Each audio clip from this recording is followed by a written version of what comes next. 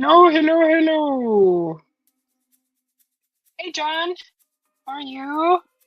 Good to see you.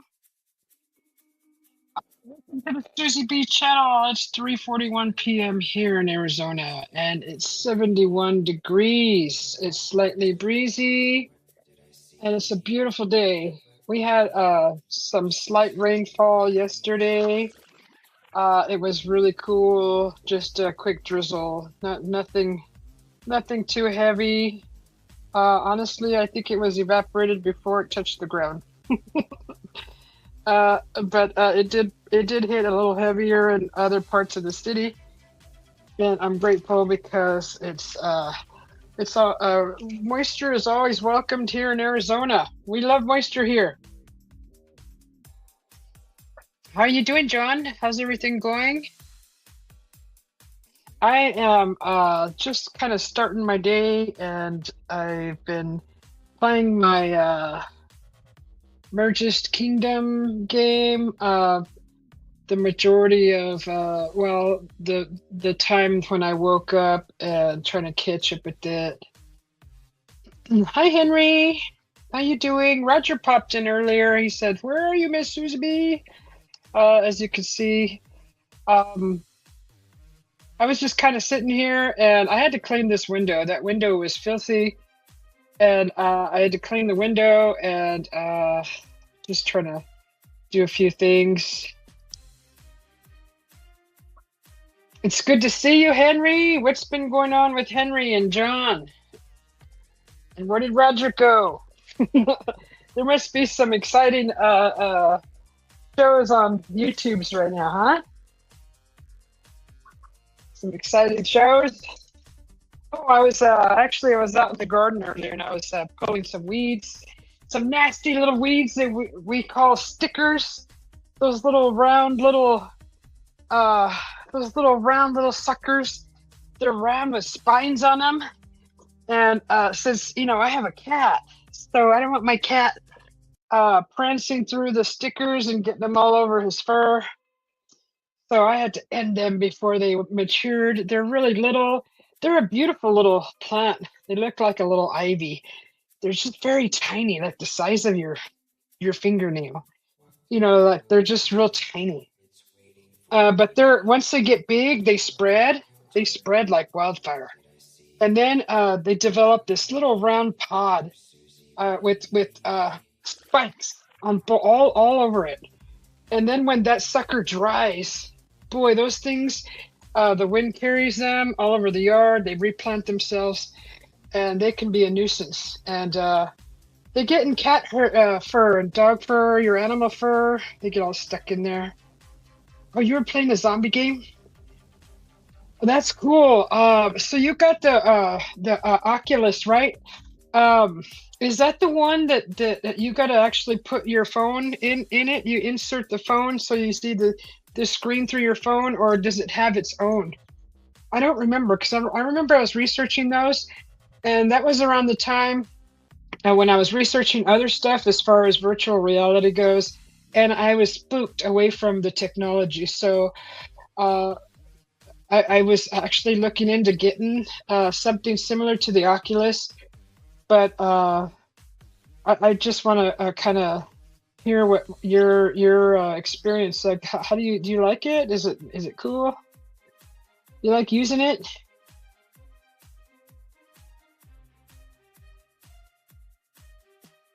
What? Oh, oh, oh! Is that in the game?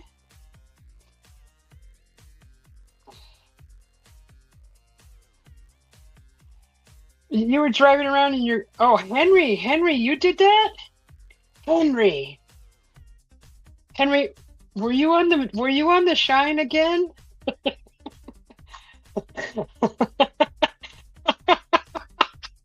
Oh no! Did you have a milk bucket full of cement holding your mailbox up? Henry. Oh no! I hope you're okay.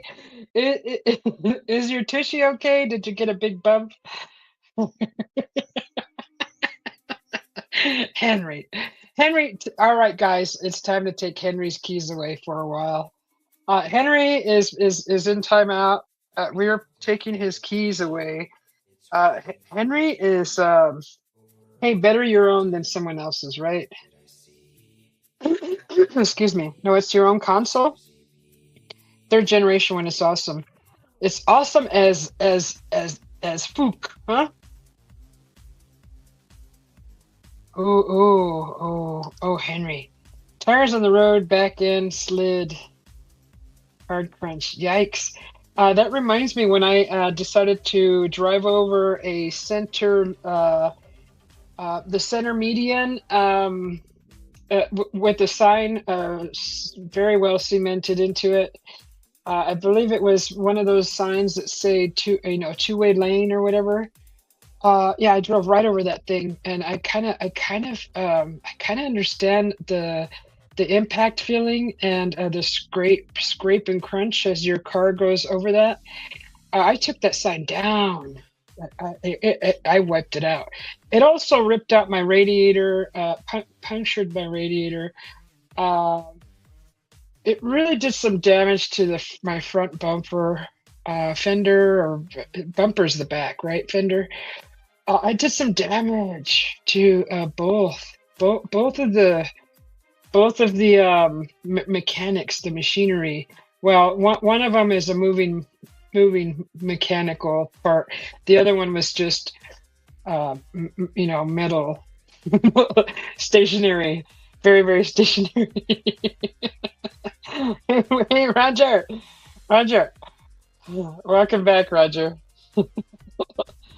It wasn't bad on your back yesterday, but oh, Henry. Soak yourself in a nice tub. Do you have a tub? Do you have a bathtub? Just put some bubblies in there and soak in there for a while. Take a nap in there. Just relax all those muscles that you tensed up, and then the body's not used to quick impacts like that. We tend to tear muscles and things like that when we're before an impact of an accident, or when you're trying to stop yourself from doing something like a fall. You pull little things because of being tense and then pulling. Poor thing. Sorry about that, Roger. I mean, Henry. Oh, well, I'm glad you're okay, and hopefully that's not very costly. That little incident. I hope it all works out in your favor, so it's not so stressful. Oh, it's a 10-year-old truck. Oh gosh. Hey, teddy bear, how you doing? Good to see you. Welcome in. Good to see you. Uh, you figured it would be a little bit before. I went live. You went out and fed your chickens. Oh, yeah. I had to do all those things too. The little honeydews. I had to go put water in that watering bowls that I have for the birds so they can bathe. And I pulled some weeds, and dude, I was actually going to shower before I went live, but I still may. I don't know. Hey, John P, brother, how you doing? Good to see you. You're hooking your ATV to and back up with the winch. Oh, did it just bend, or I'm hooking my ATV to it? Oh, God. Wait, for the dent or for your mailbox? So I got some we got some new you guys all seen the new emojis. It's March month, so everything's gonna be green. I know probably there's many people out there who celebrate the St. Patty's Day, but then there's the dark side to it where the truth behind St. Patty's Day. From what I remember, it was the Druids being run out of Ireland, is what I think I vaguely remember. So it wasn't really something to be celebrated if you were on the side of the Druids, right? The snakes were ran out as the symbolism of it. But I think everybody on a level playing field agrees that it's pretty much you wear green. The shamrock is used, and green beer and green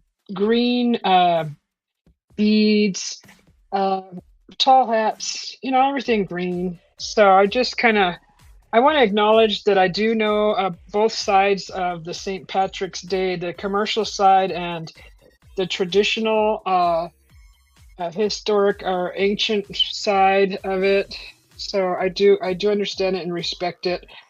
Whatever you guys believe in, I respect that also. But I just wanted to acknowledge that I do know the truth, and some people don't celebrate it because they don't look at it as something to celebrate about. But other people think differently. You're doing good, John P. Brother. Okay, mailbox is fine. It pushed the rear fender in 4 inches. Oh, oh, is that what they did, Henry? Okay, see, so there's another angle to the historical story. Um, that's interesting. And that's very interesting. Hey, Trevor, you're welcome. It was fun watching you play the gods of gods of war, right? Was it? That was Trevor was playing a video game earlier, and I was watching, and he was having a good old time playing his game. I really like the graphics in that game, and I was really enjoying that. Thanks, Trevor. House of Mayo Gaming. Hi, welcome in. Good to see you. Uh, you were in Trevor's channel, right? Yeah, thanks for stopping in. It's nice to see you. The green milkshakes McDonald's used to have during work. You know, I don't remember that. I remember a bar that I used to go to called Mulligan's, and which is an Irish bar. Uh, well, I don't know if the owners were Irish, but it was all decorated Irish like. And anyways, Jägermeister was like the most famous drink there. Um, but green beer is what I remember. Lots and lots of green beer, green martinis, green cocktails, green. But I don't remember the green milkshakes in McDonald's. And yeah, I think that pulley idea will help pull that bumper out.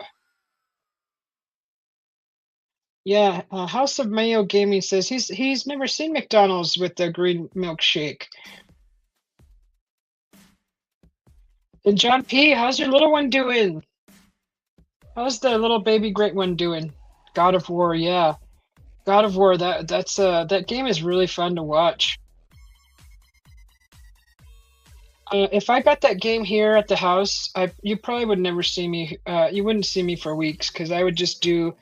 When I play, I have an Xbox. I don't know if that's designed for the PlayStation, but when I start playing my Xbox, I do marathons, and like you won't see me. I hate to walk away from a game because you get so far into it and you're just like you lose track of time. You don't It's like painting for me. I don't lose track of time, and then I just like don't eat, don't do anything, don't drink nothing, just kind of sit there and play a marathon style game. Oh, she just fell asleep. Yeah, what did they use for the green? Roger, was it food coloring, or did they actually add like pistachio or something? Aw, you call her little ball? She's growing good. Aw, that's good. That's really good. John P just had a new addition to his family, a little baby great one, little baby girl, huh? Just a little baby girl. So John P, I'm sure his hands are full. I haven't seen much of anything from your channel lately, John P. But as you know, I've been kind of busy and with my mama. You got a goof scream. Oh, she has a goofy scream. Is she making funny noises, John P? Oh, she's got some good lungs, huh?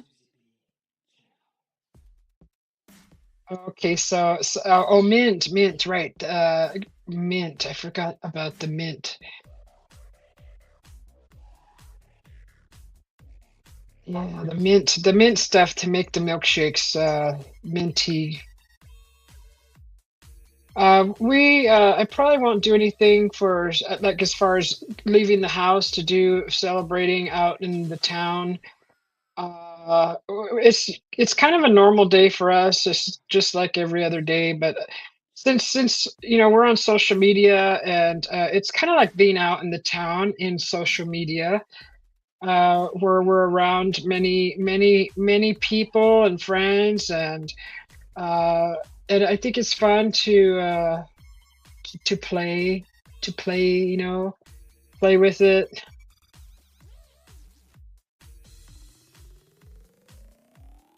Oh, okay, you got yeah. Yeah. And I wasn't going to put it out there about my mom, but I wanted to kind of explain why I've been gone. And I really, honestly, I hadn't had a lot of time to make any content or to go live because it was hospital sleep, and maybe like 10 minutes or 30 minutes of just walking around a hotel or, like I showed you guys Vegas for a little bit. So, honestly, literally, there was no time to do a lot of content or to go live, and I was just extremely exhausted mentally, physically, and I just got tired. I was tired of fighting with the darn hospital people and trying to get the right care for my mother. So, and I know you guys didn't want to see all that. That was the stress part of it, but I was just very exhausted.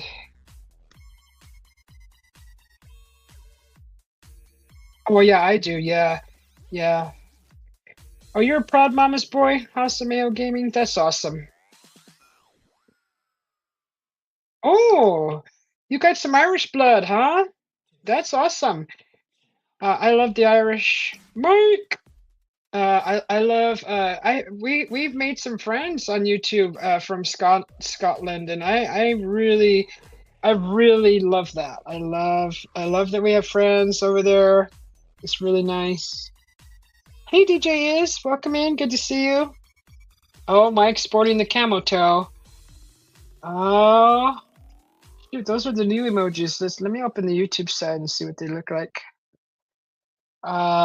It's good to see you, DJ is. Hope you're doing well. How's everybody doing? Oh, thank you.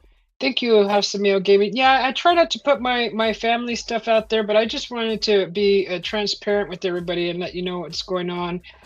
And talking about the hospital industry, it kind of helps get other opinions of and other experiences, and that gives me a better idea of how to handle these things.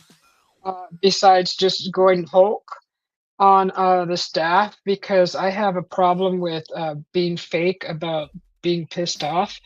So when I'm mad, you see mad. You don't see a smiling face, gritting teeth, and holding back anger. My anger comes out pretty strong and aggressive, and the hospital has taught me, has actually worn me down to the point where I'm learning how to grit my teeth and be a little more professional with my reaction.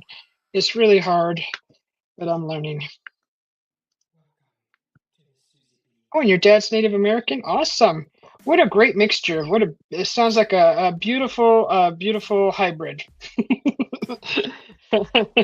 I'd like to say or think that we are all a hybrid of many nationalities, which makes us beautiful, all of us. I mean, we're all gorgeous people, everybody. Just a big mixture of a bunch of wonderful things, like a great recipe. Some of us are a little spicier than others. And I did clean my window. Don't you run into my windows, you little pigeons, you. They like to fly right into my window right here. Our window. Yeah, so the hospital industry, if you're not paying attention to the care of whoever you're in there with, taking care of, you're gonna you gotta pay attention. You can't just drop off your loved one, sibling, whatever, and just leave. You need to make sure that they're at least watch, at least be observant, and make sure that they're getting the care they deserve. That's all. Uh, so yeah, that's why I decided to put it out there on YouTube. What's going on with my mother is mainly for just to get feedback if anybody else was experiencing that, and if how you handled it, because I'm learning very quickly, and it's been helpful for me. Where's this coffee lounge? So I'll play this one. Yeah, breathe deep. Yeah, yeah. I was close to ripping the heads off of two people. I just wanted carnage. That's what I wanted. But you can't do that. You can't do these things. It's just it's frowned upon. And all I can do is just laugh about it because I'm beyond the stressful point, and it's in the past now. So my mom's in good hands now, thank goodness. Sometimes in the hospital, I wish I was like a surgeon, a cardiologist, nephrologist. What have we been dealing with? Internal medicine and a lawyer and an attorney. I wish I was all those things because I would be freaking. I would be dangerous. I would be dangerous. Ben tea. The best tea is Ben tea. How you doing, Ben tea? So I haven't showered, so I'm not on camera. My hair is a mess. It's probably all dirty. And I'm wearing a dirty shirt, so I look pretty dirty. At least I'm not in my pajamas.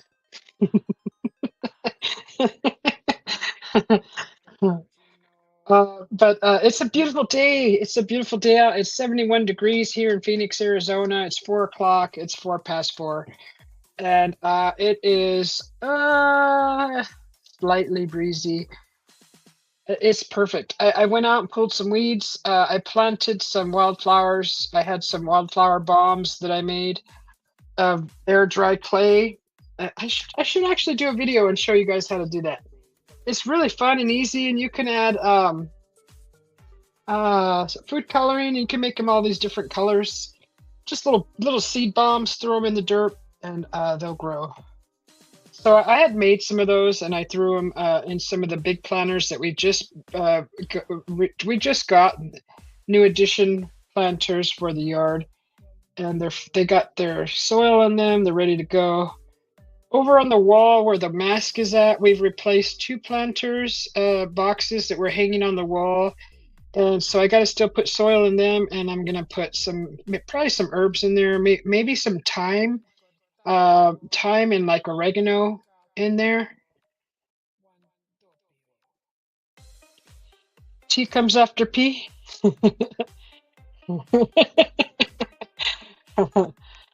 Aw, you're doing good today, Benti? You worked, showered, oven is cooking. Your oven is cooking dinner. Wow. I bet she's beautiful. San Diego, I would say, Max, welcome in, Mr. Smith. I would say San Diego, I'm not sure what their summers are like, but here it literally I call it Hell's Kitchen.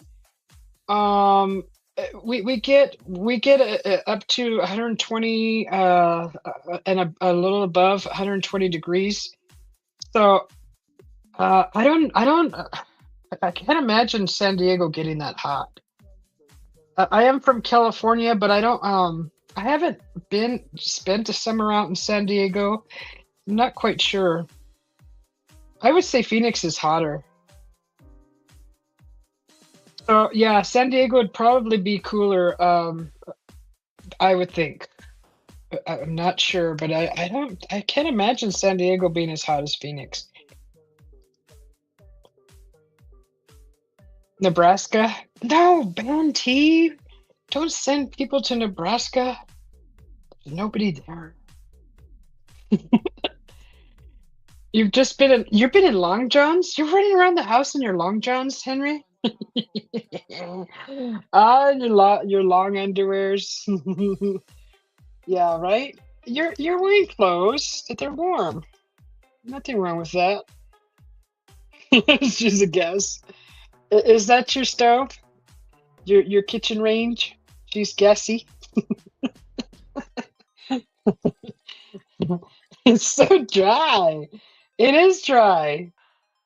Um, drier than my sense of humor. It's dry, Mike. Oh, you know what? I need to service my humidifier. I've been gone so long that it sent me a message saying to service the machine. I believe what it means by that is I need to like sanitize it, clean it out. It's probably a little, you know how the water gets like slimy after a bit. I think I may have to do that. And I've been neglecting it for a couple days now.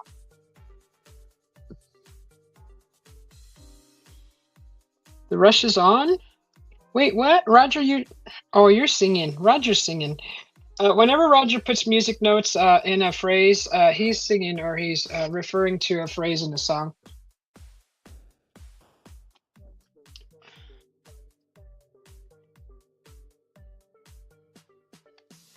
It's good to be home. Mama's in good care, so I haven't gone to see her today yet. I'll probably go later this evening.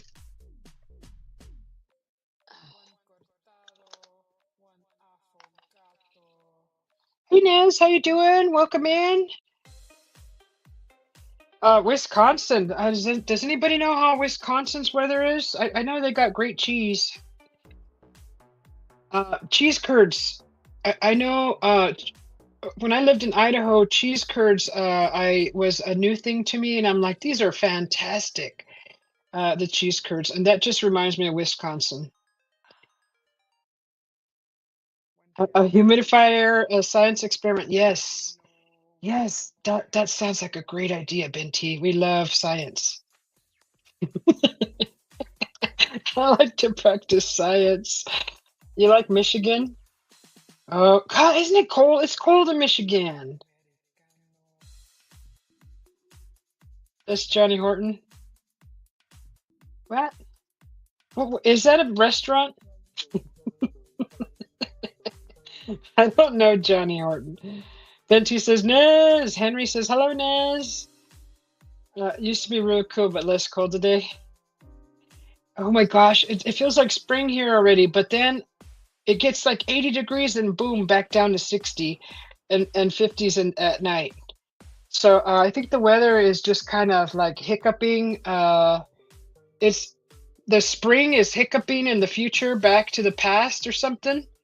Something's going on because we're getting like waves of warm and cool weather. Oh, you're doing good, Ness? Good, that's good. They're your Swiss cheese of America. Was that Wisconsin? All right. Have a good day, House of Mayo Gaming. Thanks for popping in. It was good to see you. And, say hi to Grandma.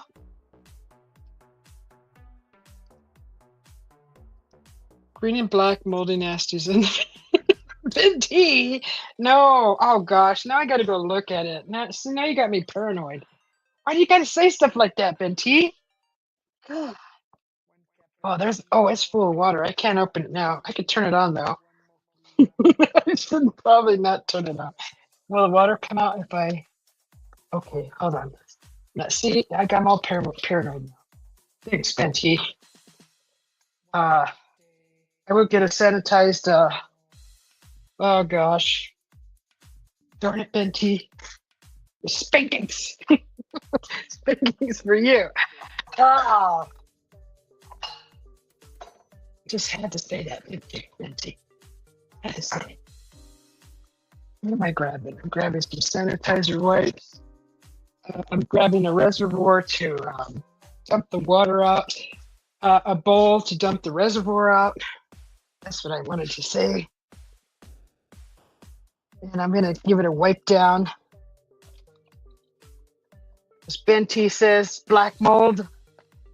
I always try to listen to my elders. Try not to be stubborn. They have great advice. Okay. All right. Yeah. Oh yeah, it's a little slimy in here. All right, a little slippery. We're gonna clean it all up, make it all good and new again. Safe for breathing.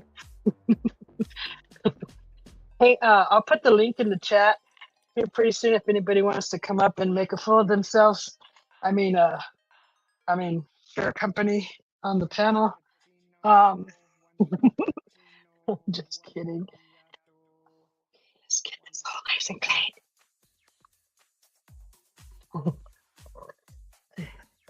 Yeah, that's good. How does it know it's even dirty? Yes, smart stuff. So smart. All right, that's done. Let me just dry it up real quick. I'm not looking at the chat, so there better not be no shenanigans going on.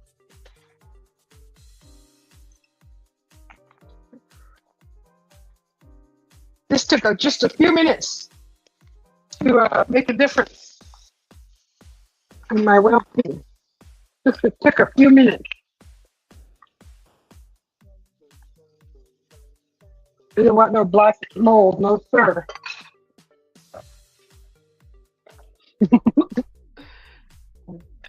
No sir, no sir. No black mold in this house. Okay, now I'm just drying the reservoir up. Okay, it's all pretty and nice.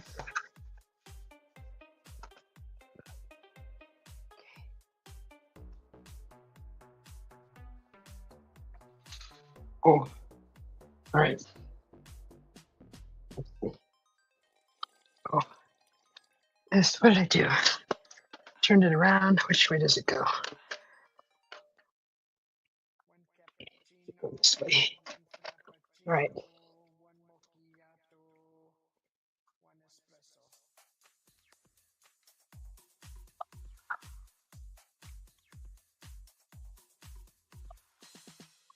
Beautiful. Oh. So what's everybody's have any plans for the week? It's Tuesday already. Anything fun? Everybody having a good day? All right. At least I know where I left off. The interior of Wisconsin has higher winds, but if near water, it is warmer. Wisconsin. Got to 48 and now it's snowing, Henry? Oh, goodness. You still get that dirty John P. The song North to Alaska is by Johnny Horton. Oh, I was referring to it with everyone talking about where to go to the weather. Where to go and the weather. Got it. Paranoia will destroy you. No, I needed to do it, Benty. I just used your words as inspiration to actually get up and do it. It was just slightly slimy, and there was no mold in there.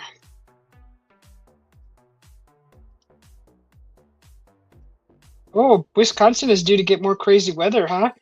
Is Ohio getting crazy weather too? Thunderstorms and tornadoes? Wow, that is crazy.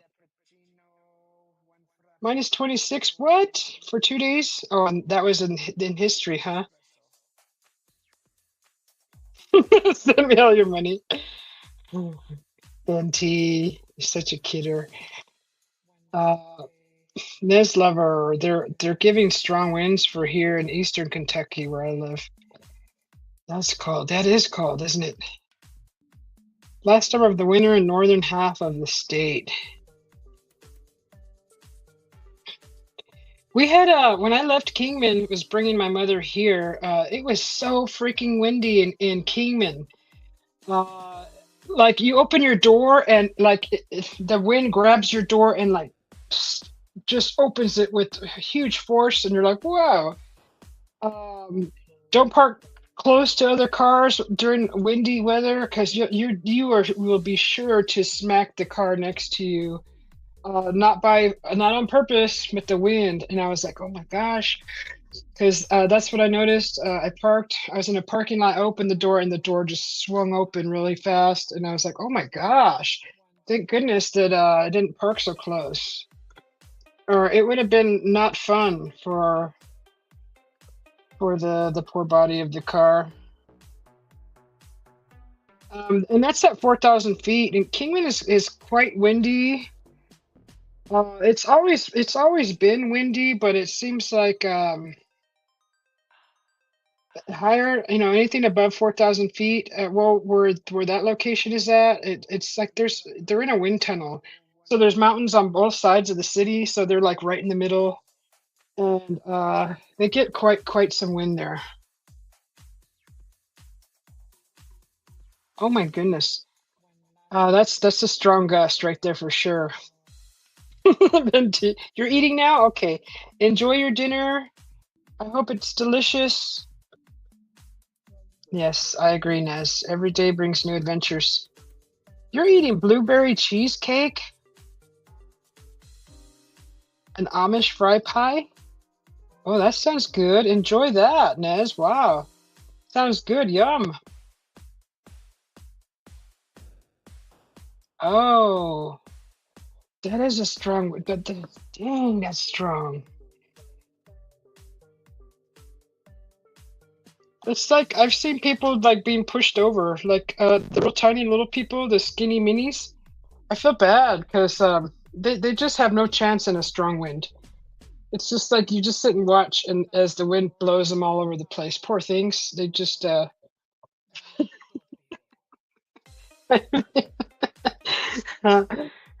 go out and save them. Save the little people. Hey, Big Daddy Beard, how you doing? Good to see you.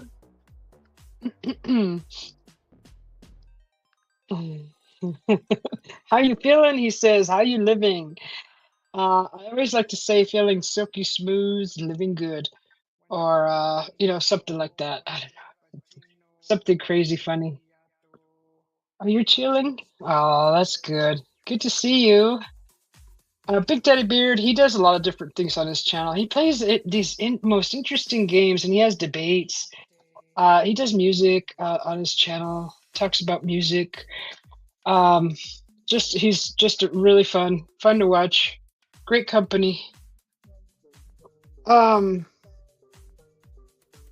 I was in Dark Soldier's channel earlier. I was kind of channel surfing earlier. I was in 907's channel. Um, I was also in gosh, I forgot his name. Shame on me. I was in Trevor's channel earlier. And 907 was covering some kind of tragedy that happened with a singer, and Trevor was playing Gods of War, and Stark Soldier was airing a movie from like the 50s at color, and it was actually quite entertaining, and to see how the acting was back then to now. And I just really appreciate those old movies that are being, I don't know if they were in black and white and then they just redid them to where they're color, but it was kind of neat to see the acting, how it's changed from then to now. And let's see, where else was I at today? Excuse me. I kind of I found this gal's channel where she's an adventurer. She went. The reason why I clicked on it is because the title was catching, and it was actually here in around the Phoenix area, um, the Superstition Mountains, and she went hiking out there. She actually did an she packed a bag and stayed the night out there. And I was just watching her. It was like 45 minutes or so, and she hiked out in the wilderness out there, and I got to see some of the trails out there. And she found a camping spot that she started setting up tent, but she smelt something kind of morbid. Actually, it was the stench of like rotting, something rotting. And on the way there, she found bloody paw prints on the rocks. The trail on the way there, her trail. They actually looked like mountain lion paw prints. They definitely looked feline. Um, you got to know your paw prints when you're out adventuring or hiking. That's like really good to know. It's on the internet. It's easy to find to get a picture. Hey, 907. Good to see you. Welcome in.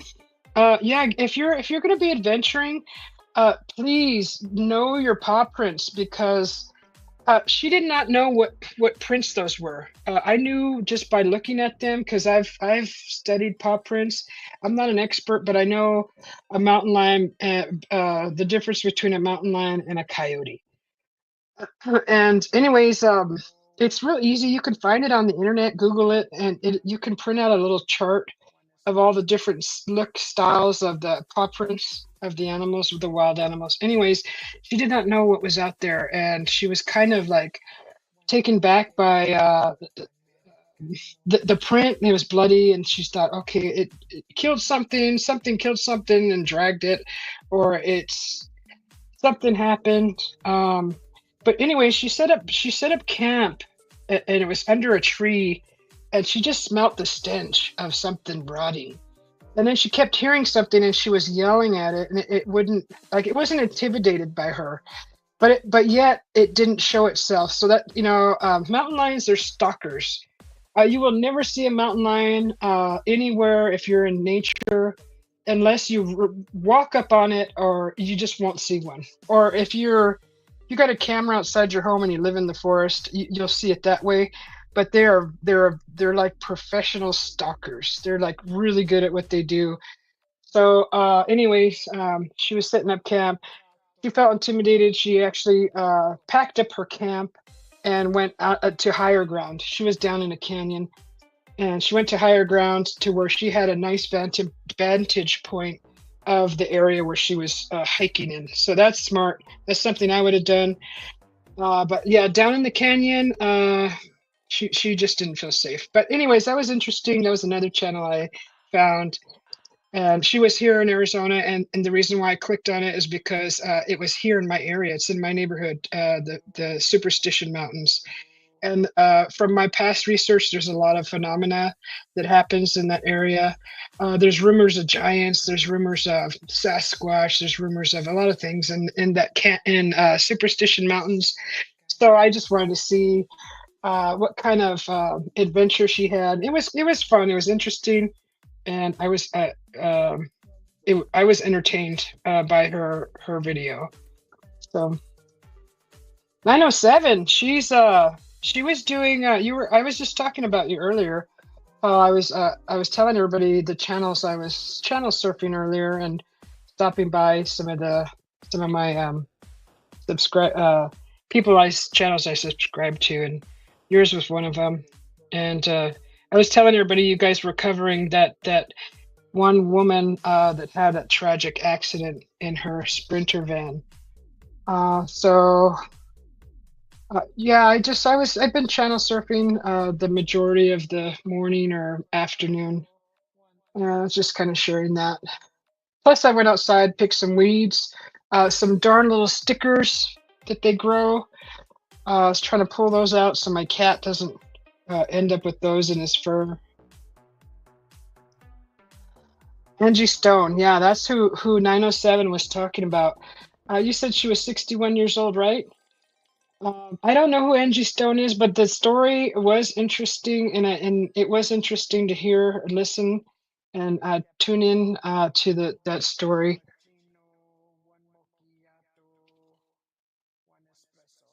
Yes, the mountain lions. When I used to live up in this area called the Wallapai Mountains, and you would never see a mountain lion if you were outside with your feet on the ground, right? If you're out in nature, you'll never see one, but the cameras do catch them.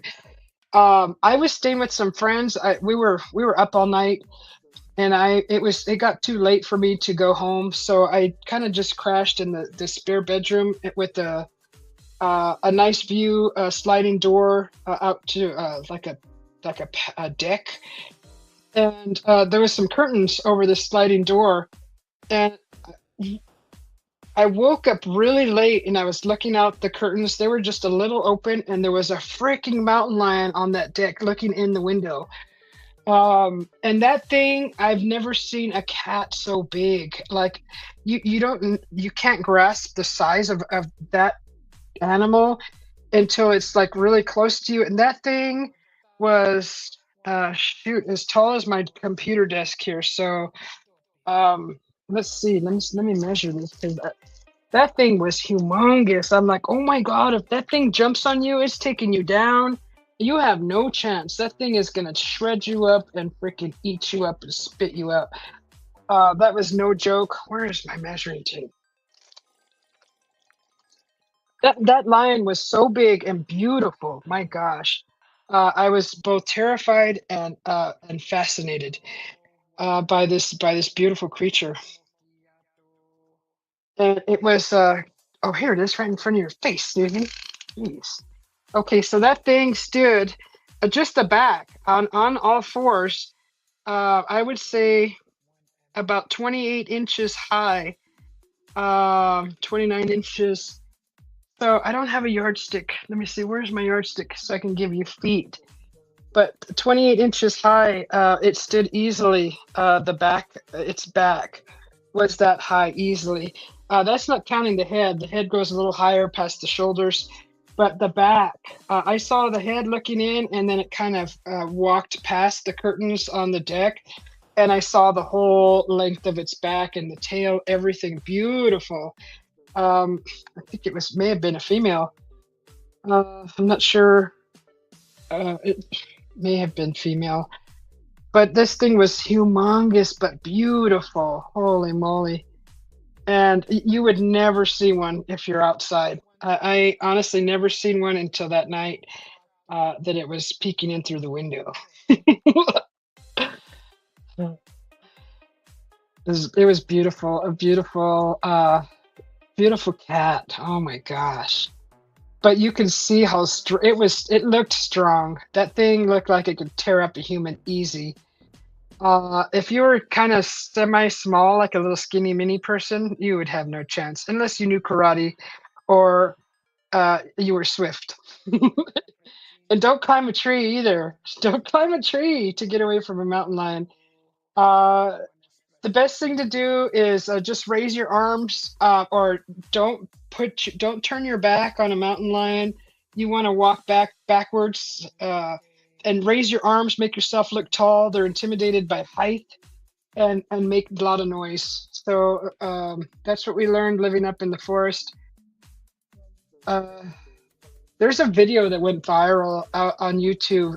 A man who was out hiking, just a beautiful day on a trail, and he must have got close to a den with cubs, because the mama came out, and she was infuriated. She was furious, and she actually started kind of chasing him a little bit, but she was more like telling him, get back. And boy, the tone in his voice sounded like he was horrified.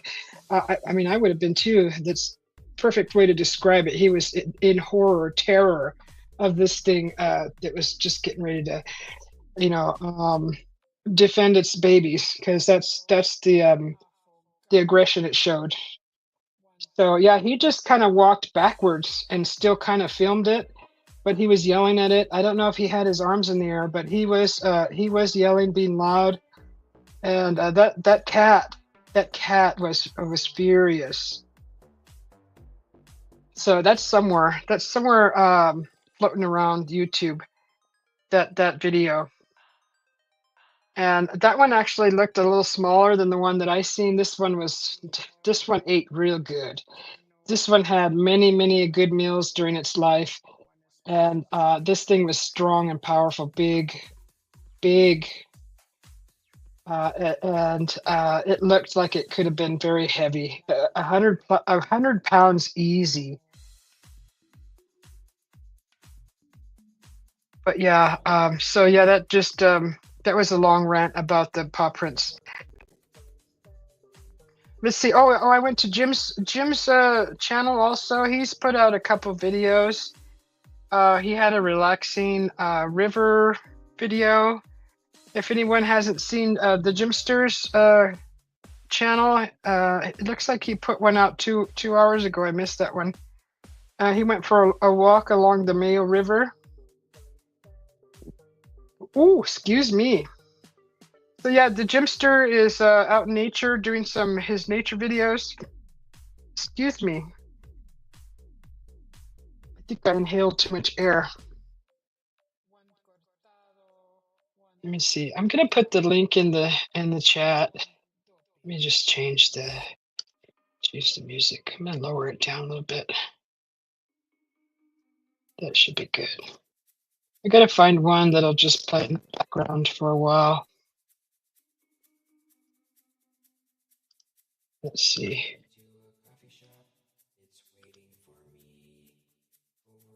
There's the link. If anyone feels like coming up, and please don't come up and show your private parts. We don't play that.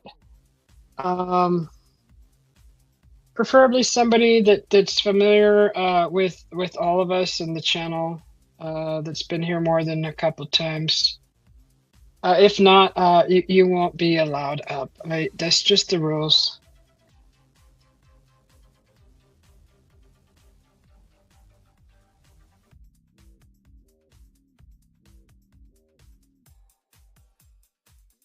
So let's see.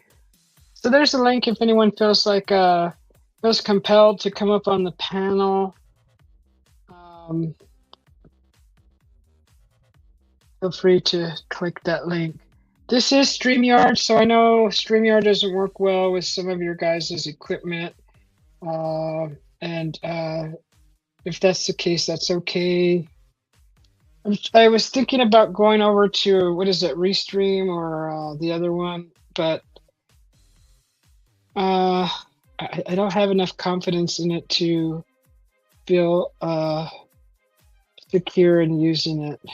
Not like it's gonna get hacked, but all the things that I use on StreamYard, it's different over there in the other one.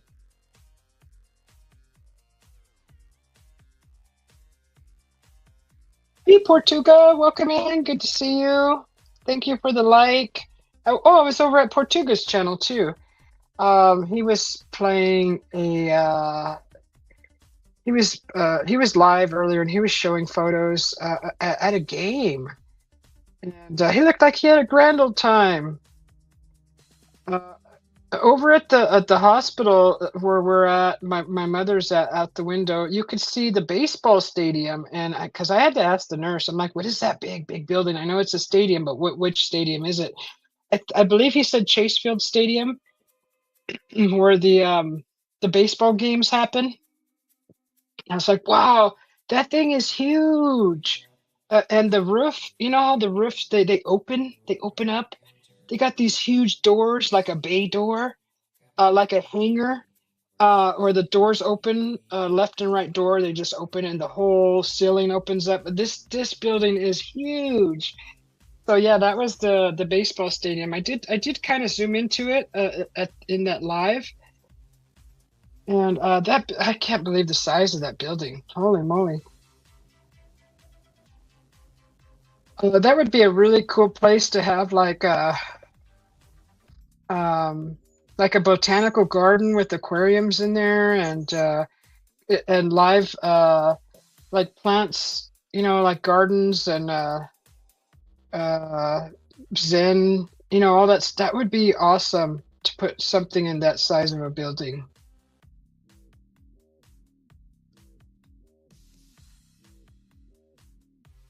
I mean, they got really fancy with the baseball building for baseball. That's fancy. So that's south of me. East of me is the actual football stadium where the big popular football games are played, and that one's quite big also. And while I was in Vegas, I showed the Raider Stadium, which looked really cool. I'm not big on sports, but growing up, the Raiders were like the popular. It was the popular team that everybody around me sported, as far as wearing hoodies and beanies and all that stuff. Their sporting means they wore the logo, the jerseys, all that stuff. The fans like to wear that stuff. So I got very familiar with the Raiders, and because it was always around me, and always in conversation. But anyways, the Raider Stadium, they went from LA to Las Vegas, and that stadium is really cool. I got to be honest, it's black and white. It's this big old like black. Well, it looked black at night. I didn't see it during the day, but it has this white neon light all the way around it. It's this really cool shape, and it's got the big, huge Raider symbol, their emblem, right in front of the uh, like a billboard that's right in front of it, and it's just really cool looking. Yeah, so if you want to see that Raider Stadium, it's in my shorts. That's in my shorts. That sounded funny. The Raider Stadium is in my shorts. It's, I made a video. Yeah, if you want to see it, go look at the. I did I even name it Raider Stadium? I may have. I may have.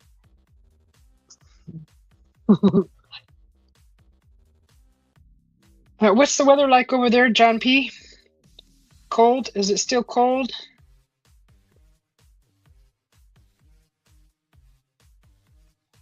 TMI. Ben T, how's dinner? Did that make you spit some dinner out? I know that didn't come out right, did it, Ben T? Oh, brother, how's the weather over there? Is it cold still? Where you're at, John P? You're eating a sandwichy? You're eating a sandwichy. Mmm. John P has done he's done a little cooking on his show. He did a grilled cheese one day, and I swear it looks so good. I could smell it. He had a cooktop right there, and he just threw together a grilled cheese sandwich. It looks so good. A 17 degrees Celsius. Ah, computer. What is 17 degrees Celsius in Fahrenheit? You could do it right on me. 17 degrees Celsius is 62.6 degrees Fahrenheit. Oh, okay. That's cool. Nice, cool. Uh, nice. Ooh, it's ham and cheese. Mm-hmm. Ooh, you had chicken, potatoes, and fresh fruit. You know what I had? I had dinner with my mother yesterday in the hospital. She had a chicken Caesar salad, and I had salmon with rice pilaf, black beans, and asparagus, and a spinach salad with cranberries and vinegar and oil. And that was my dinner. That was so delicious. We had a great dinner yesterday. Oh, and the reason why I cut out so fast with the live in my mother's room, because like 3 doctors came in, and I panicked, and I'm like, oh my God, they need my attention. I need my phone, and I'm so sorry that I like abruptly ended the live without saying goodbye. I apologize, but I panicked. Like all these doctors came in, and I have all these files that they need, and I had to like answer questions. So I was just like, uh-oh. So I apologize for that yesterday. Was that yesterday? What? You made what? Grilled cheese with pepperonis? Uh, Dude, where's that link at? I gotta pin it. Forgot to pin it. Where did it go? Yeah, grilled cheese with pepperoni. Oh, there it is. Okay, let's see if I can pin this baby. Pin it. Um, Grilled cheese with pepperoni. I like grilled cheese with pickle. Anybody ever try that? A grilled cheese with pickles? Get the sandwich pickles too. What are they called? So it's like a regular pickle, right? It's like a cucumber, a pickleable cucumber, and you slice it length. You slice it horizontal, not vertical. You know what I mean? You slice it like to where it's thin, the length of the pickle. Um, get those and put those in a grilled cheese. Oh my gosh. I like the flavor. The vinegar with the cheese and the bread, that crunch. Put your if you have a panini maker, throw that in there. Oh my gosh. It makes the your bread crispy and it puts that little wavy lines in it. Oh God, so good.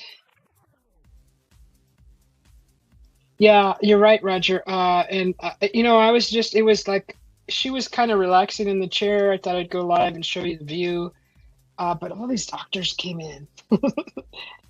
So yeah, and poor mama, she doesn't understand doctor language, and I don't either. But I know how to answer their questions. So I've read, I've been in and out of the hospitals to know a little bit, but not a whole lot. I still don't know a lot of the lingo, but I know a lot about medicine and what it's for, and some of the time, sometimes I forget. But I had to really study my mother and her health and the medicine she's taking to understand what's going on with her better. But that's a lot of research. It's a lot of reading. It takes a lot of time. You had a brownie for dessert? Did you make them or did you buy them? It doesn't matter, but when you make a brownie, it's like warm out of the oven. Was that in the oven too? Came out nice and warm. Put a little vanilla ice cream on it, and a dollop of whipped cream, and a cherry, some nuts, and a little chocolate powder. No, I'm just kidding. It's like, taste, is it? Oh, I got a new frother. I have a frother for my coffee, and I was experimenting. I had 3 cups of coffee last night just to experiment with my frother. So, okay, if anybody is interested in frothing, well, I can't do milk. So I use almond milk, and almond milk is really hard to froth. But you can go to the store and you could look at the almond milk and it says barista blend. Get that one, and that will froth like a champ. But do it cold because the hot doesn't work. Because in my experiment, my hypothesis, the hot almond milk does not froth as well as cold almond milk. Uh, oh, Duncan Hines, did you? Is that the? Wait, you made them then? So yeah, I started my frothing experiment. Now I haven't been able to get latte style barista professional, but I'm starting. So when I can do a barista style latte with the pretty design, I will show you guys. But I'm still in training. Got my training wheels on still. I haven't heard of Duncan Hines in so long. That's a box, right? A box of is that a brownie mixture? Is that the brand on the box?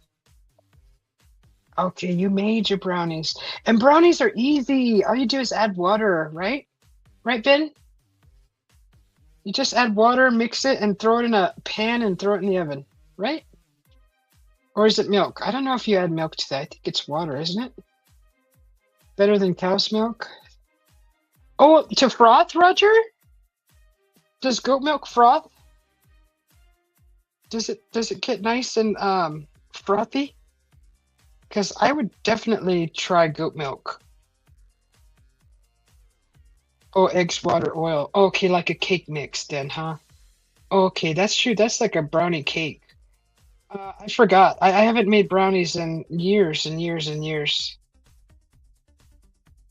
Okay, so it does take the egg, water, and oil or milk. Okay. I think the last thing I baked was almond flour chocolate chip cookies. And those were just as good as regular flour chocolate chip cookies. They were fluffy, they were delicious, and I enjoyed them very much. Walked into a coffee shop. It's waiting for me. Over on the counter.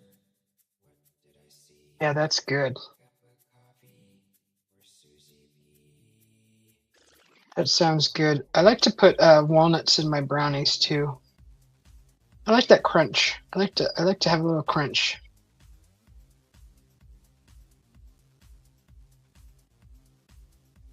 Oh, okay. Yeah, I don't drink milk at all. I haven't drank milk since since ever. I couldn't as a baby. Um, I think I grew up on that powdered milk, and I cannot process milk. Cannot. It's like uh, swallowing a bunch of broken glass. That's what it feels like. It's just very painful.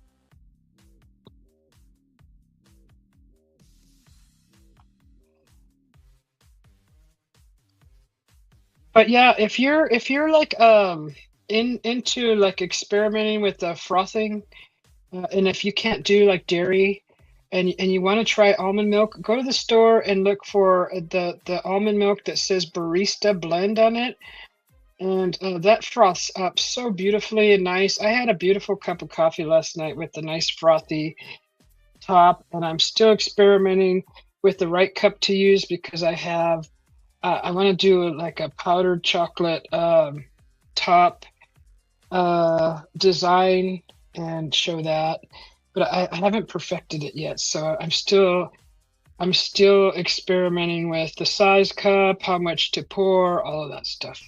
I just started like yesterday.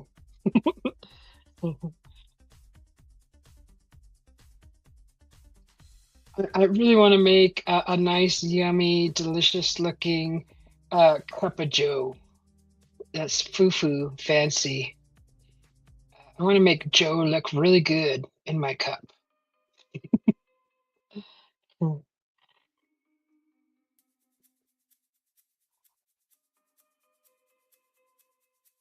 Hey, Jimster, how you doing? Walked into a coffee shop. It's waiting for me. Over on the Yeah, counter. so that's what I've been doing. That's what I was doing Cup yesterday.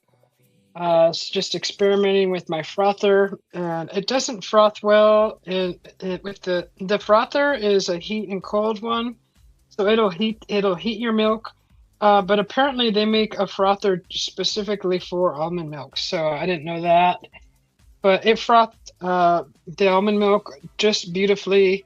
I had no problems with that. And less is more, it seems like.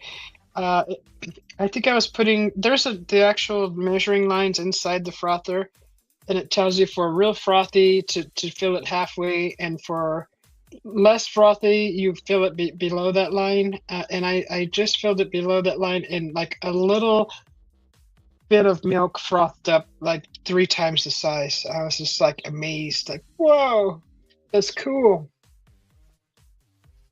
Yes, we are talking coffee. We're talking frothing coffee. I've already had 2 cups today. I try not to do more than three, just because I drink coffee like dessert. So I don't drink coffee to go or to wake up or anything. My coffee time is dessert time.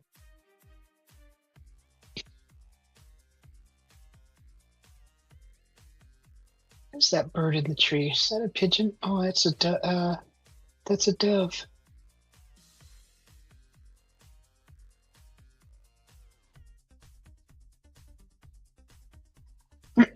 You guys want to see my arrow garden?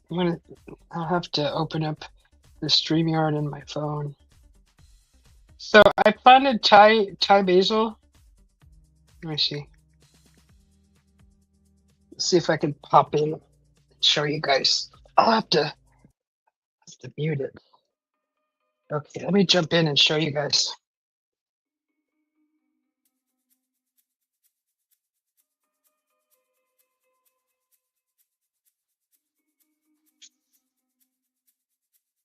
Walked into a coffee shop. It's waiting for me. All right, Over on the counter. here's What the did I see? here's my arrow garden. This is Thai basil right here. Uh, oh, it smells so good. Now, this kind of basil is good in spring rolls, in the pho soup. It's spelled PHO. Pho. This is great in a pho soup.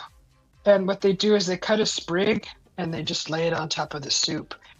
I have all the makings for that special soup, and I plan on real soon cutting a lot of these sprigs off, cutting it down so it'll bush out. But that's the Thai basil right there. It's the purple is hard to see, but that's it right there. The purple of the stem. It has a really nice smell just by me handling it. It's releasing the smell. It's really very good. I got green onions here. Those are growing. This is a curly parsley, and then all the way here in the back corner is thyme. That's growing right there. So this is kind of an arrow garden. It's got 6 reservoirs. There's little pods you just put in there, fill it with water. It comes with some plant food, and this little light, when it turns red, it's either to tell you to add more water or to add the plant food. It has different settings where it tells you if you're growing an herb garden or a lettuce garden or flowers. It has different settings because according to the different type of garden you're growing, it gives that specific type of light, length of light. So the herb garden, it has more light, so it stays on most of the day, and then as soon as sundown, um, the light goes off. So it gives a sufficient amount of light according to what you're growing. Walked into a coffee So shop. it's really nice to have the settings set to the proper garden that you're growing. What did I That way it see? gets the sufficient amount of light. Coffee. Where Susie Hey, be? Sean, welcome in. So yeah, that's the arrow garden, and we have it in the spare bedroom because in the living room um, we got a new bar that my hubby put together, and that light was drowning out the light in our bar. So this is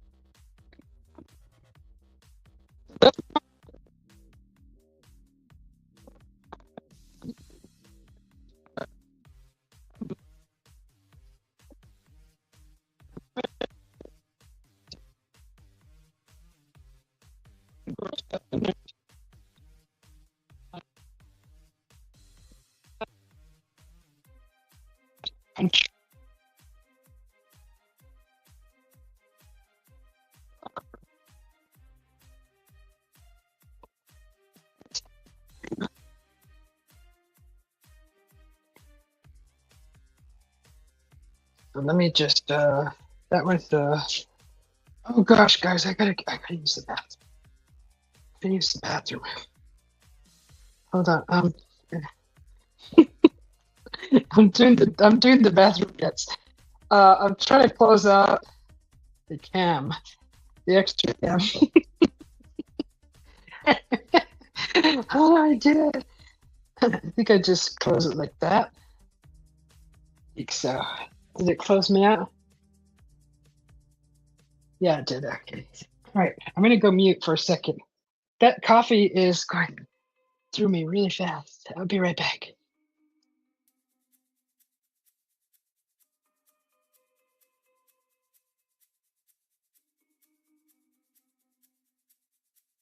Walked into a coffee shop. It's waiting for me over on the Was I breaking counter. up? Okay, I just wanted to make sure I didn't miss any of the comments. Where Susie Welcome back, Mike. be. Henry says, "Hi, Susie, Roger, Ben, Mike." Okay, I'll be right back. I just gotta use the restroom.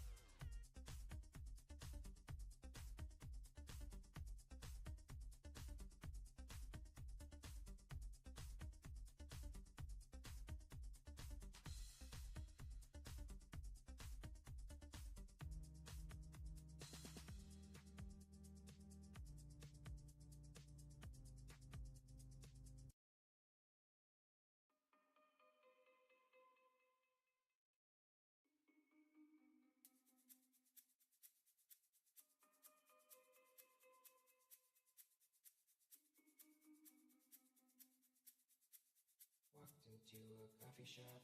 It's waiting for me over on the counter. What did I see? Cup of coffee. Where Susie be.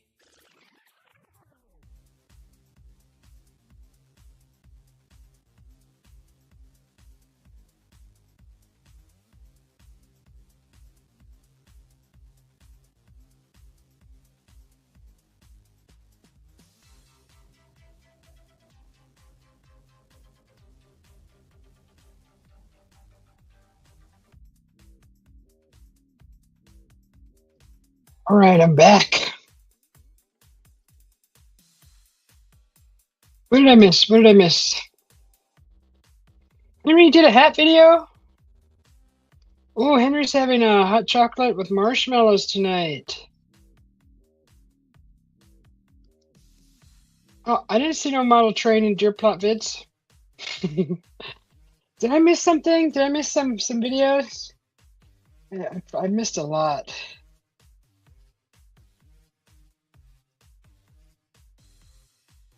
You're easily amused, Benty?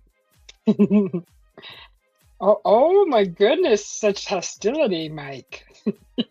Mike! So hostile. My goodness gracious. Hey, I had to go do another thing and then another thing. Where's my where's my stuff? Where's my stuff? Don't touch my stuff. Like on Jupiter Ascending, the guy he gets a loan, buys all this stuff, and she's supposed to go sell eggs, her eggs, and she's like, okay, I'll do it, and then she doesn't do it, and he's on the phone with her, and he's like, everything's gonna be fine, a simple procedure. She's like, I didn't do it, and he goes, oh my god. And I don't know what he did. He got money from a loan shark or something. But he runs upstairs and he tells his little brother, don't touch my stuff. He's all playing video games and has a Roomba vacuuming his very, very dirty room. Let's see. All right, hold on. Let's see if I can get this right. See if I can't scare everybody with my dirty hair and my hat. Oh, yeah. Hold on. All right, there. So it is kind of cold out here, and why is the camera so big? God, it's so big. What is that one doing there? It's better. It's much better. So much better. Dark Soldier! El Duro! Toma, cabron! How you doing? It's just my hair. I gotta wash my hair. I could have washed my hair before the show, but then, it would have taken longer to go live, and then I would have got distracted with something else, and then something else, and it's cool enough that I could still wear my hat. As the breeze is coming in, it's cool. It's 71 degrees. Feels cooler. But good to see you, El Duro. And Dark Soldier. Dark Soldier has been playing movies on his channel, guys, like old movies. And then he had a Popeye. He had a Popeye clip in there. It was like, what was it, like 5 minutes? It wasn't very long, but it was Brutus, of course, still trying to get olive oil, win her over, and of course they're always fighting over olive oil. And the cartoon, I'd never seen that one, and I've seen a lot of them growing up. But that one was cool. It had to do with voting, and they were both running for president, so they were fighting for olive oil, and she's on a farm, and it was quite entertaining. I had some giggles watching it. I really liked it. Thank you, Dark Soldier. That was fun to watch. But he's been doing like a matinee kind of thing, old 50s videos, movies. He did a Chuck Norris one recently. Chuck Norris Bruce Lee fight, guys. Guess who won? I'm not gonna give it up. I'm not gonna give it away or spoil it. You got to go watch for yourself. It was shocking to me. But it was really cool. It was really cool to see that that duo, that them two fight. They went at it. Sound effects and all, everything, just really cool. Really cool. Yeah, good movies. Oh, Ben T said he'll be back later. Bye, Ben T. Olive she does need to eat some burgers. She does. She's like a little, we call it a palo, right? So a board, skinny as a board. Bubby, I already put your food in your bowl. I already put your food. Go eat. Go eat. Look at this. Look at this guy. He's like, give me my dinner, lady. Where's my dinner at, lady? I will stare you down until you feed me. I at 4:58, I put food in your bowl. That was another thing I had to go do. You have food in your bowl. Go look. Just go look.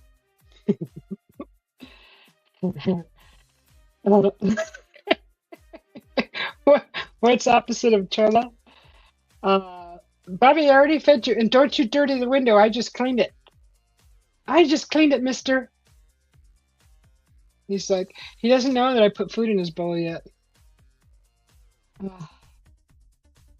Because he hears me, he hears my voice, so he's up on the windowsill. What is the opposite of chola, Roger? Help me out here. I had to go bring supper to my parents. Drunken brisket. Oh, no, you didn't. You made a drunken brisket? Was that with beer or was that with spirits? Was that with like vodka or bourbon or drunken brisket?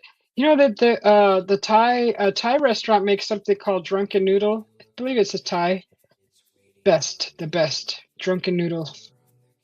It's a flat noodle, like a flat long noodle in this really good sauce, little spicy, really good.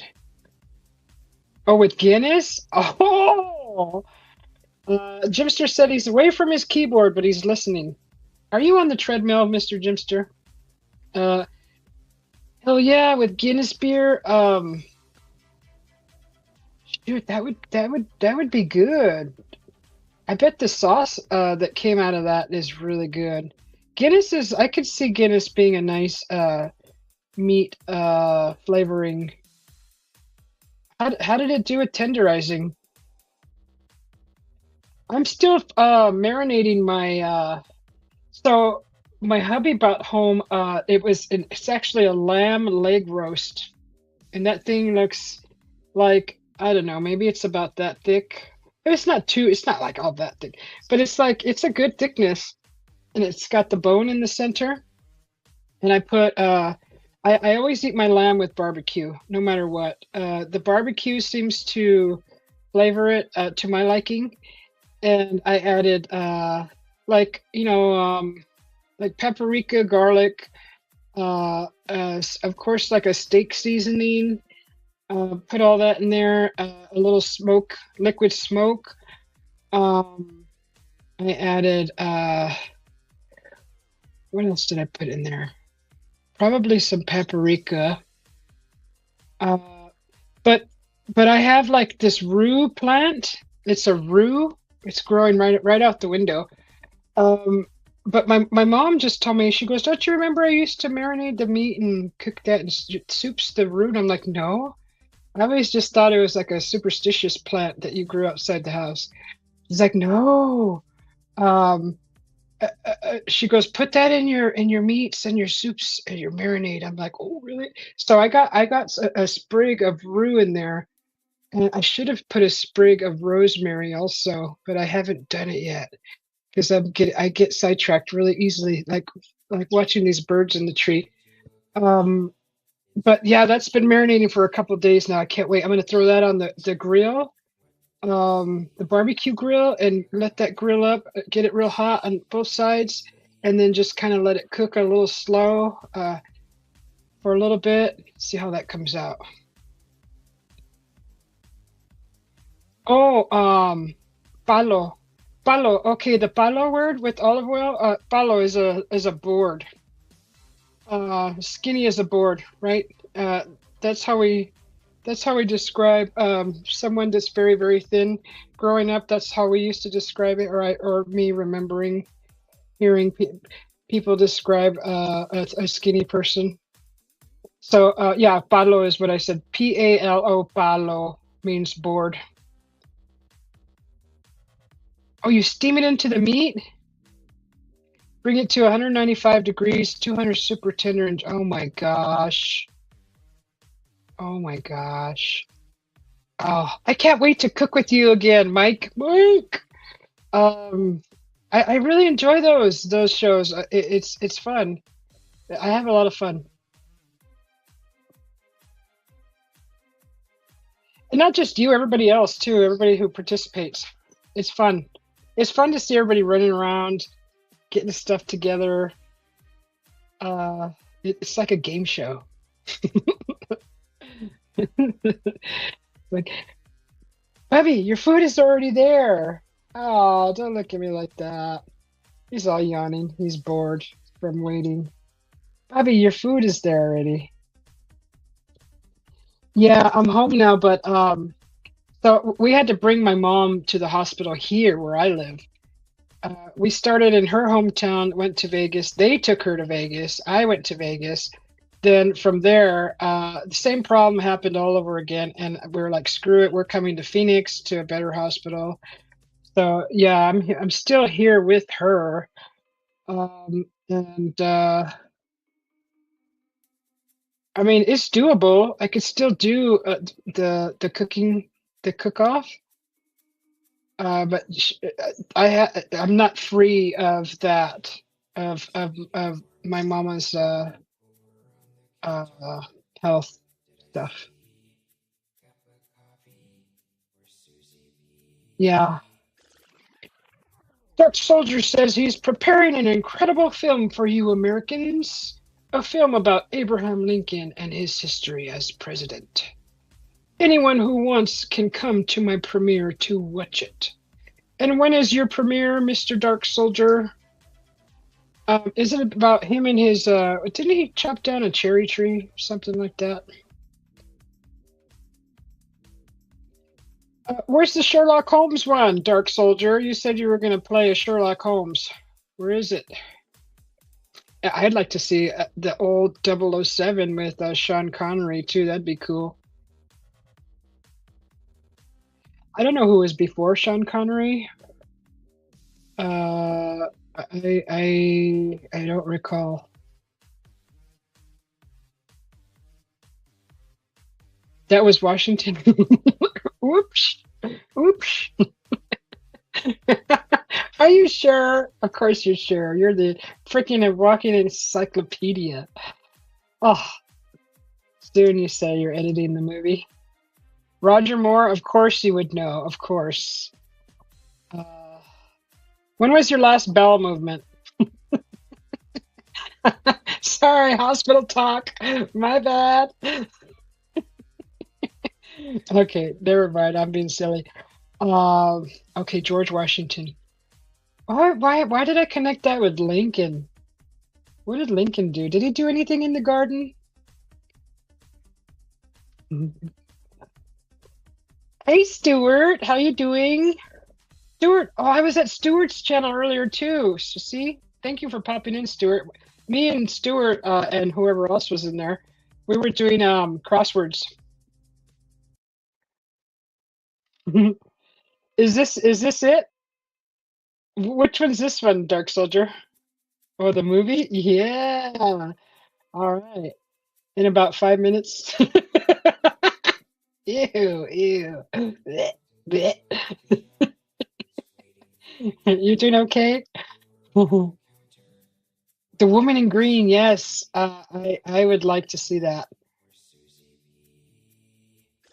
A lot of the old movies I didn't care to watch because they were in black and white. But the ones that are in color, I don't know if they remade them and added color. Those are the old ones. I remember seeing the one where the rocket hits the moon in the eye. I don't know if anybody remembers that movie. But they remade that movie in color. They actually literally had to pull the tape out, the movie film, and color it by hand. Uh, and it came out decent. It came out pretty cool looking. Lincoln was known to cut down very high branches off trees because his height when men challenged him to sword duels. Wow. Oh, that's some neat information.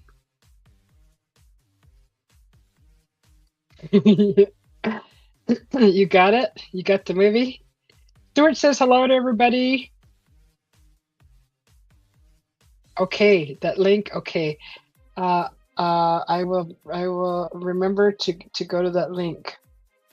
I might have to go to the hospital later to go say hello to Mama. So after that, I will watch the movie. I will watch it unless you're live showing a movie. Then I'll do that after, or maybe while I'm in there, I'll watch the movie. I don't know. Uh,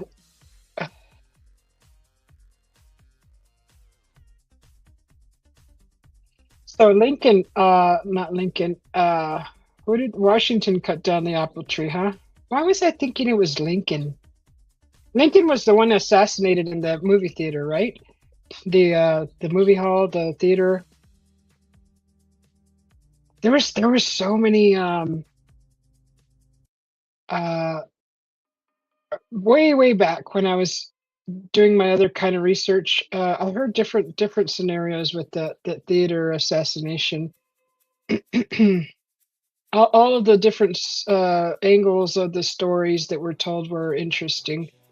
But, you know, you kinda take them all with a grain of salt because of the sources they come from. So, it's surprising, what people say, how they put together, history. And it could be very misleading too, so you gotta be careful.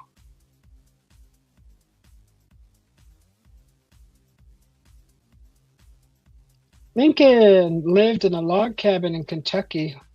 Oh, really? Is the cabin still standing, Roger?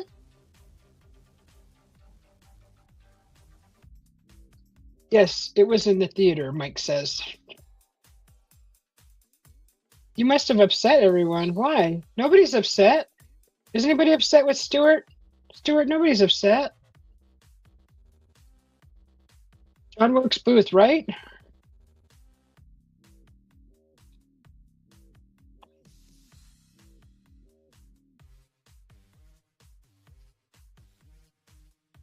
Oh no. Oh shoot. Was it the music? Sorry about that, Dark Soldier. Yeah, YouTube they have like I think they have an AI running their uh what is it like what is it called?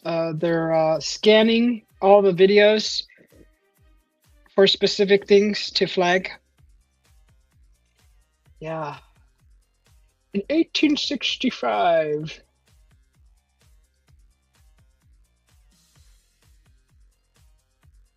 YouTube killed me.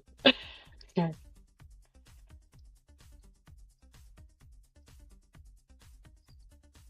The who played Abraham Lincoln? Or was it him?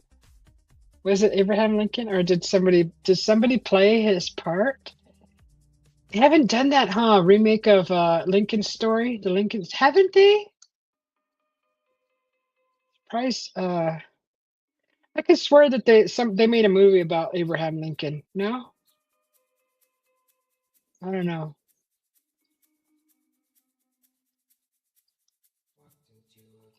Hi, Freckle Face Artist. How are you doing?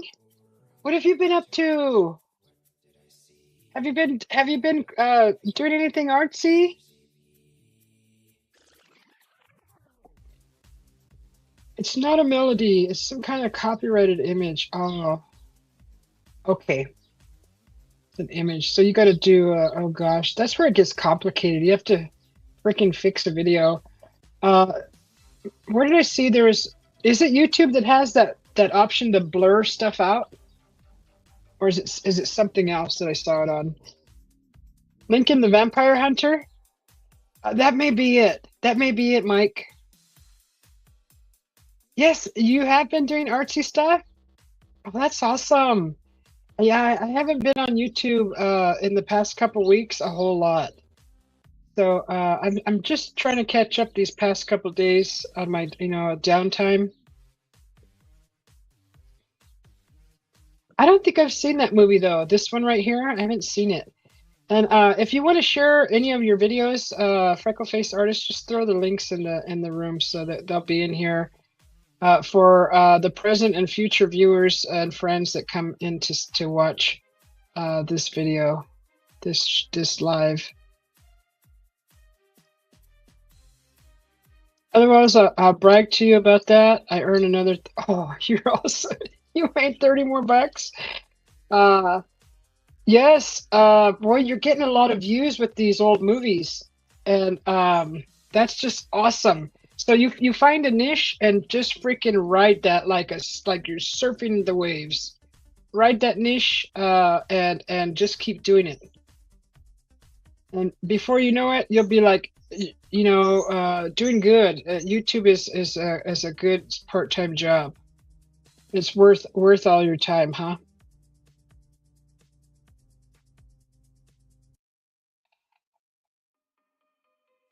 I have to see that movie, Lincoln the Vampire Hunter. I want to see that.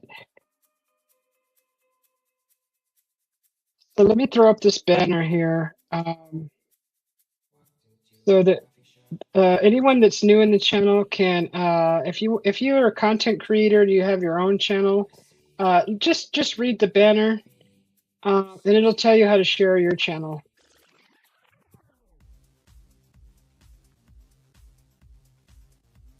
So what kind of art have you been doing? What drawing have you been doing? Anything? The last time I saw you were doing like a, well, I never saw your Valentine's drawing.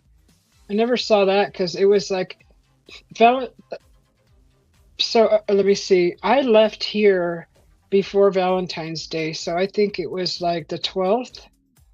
I made one last live where I was on the road. I was almost to my to the town I was headed to where my mom lives, and I was just kind of showing the drive. And that was before, but I actually spent Valentine's Day in the ER with my mother. Good thing before that, I bought her some chocolates and a card from us, from the kids, and then it was straight to the ER after that. So, but she wasn't alone. I was with her. We were together, so it was nice. And my hubby had bought me like from the very beginning, the day one of February. I had chocolates like every day, so I didn't miss out. And he gives me so much love that every day is Valentine's Day here in the Susie B house. That's awesome. You probably deserve to get paid because you spend all day and night working on movies, searching for them, checking them, editing them. I waste all my time on these movies. Yes, it's a lot of work. I agree. Just putting together a video, editing it, and getting it ready for video worthy. My hubby's here, so I'm gonna try to blur my background. Hey, babe. Um, Hold on, I'm gonna go mute. I'll be right back.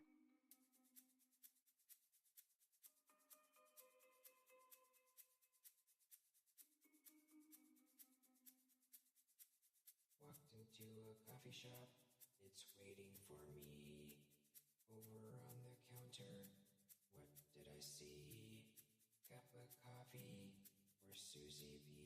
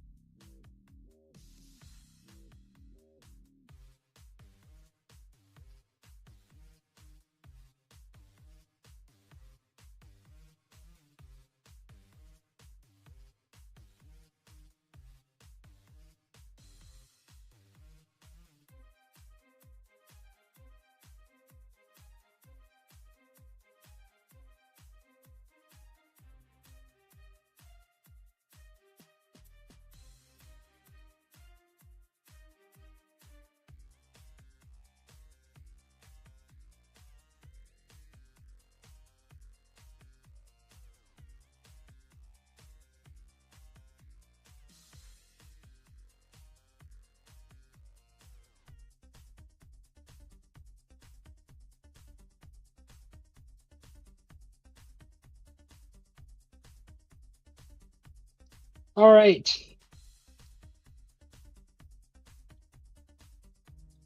What happened to the circle? Where's the circle? How do I get the circle back? God. Shut up. I don't beat my husband. God, what's wrong with you? My ears are crooked.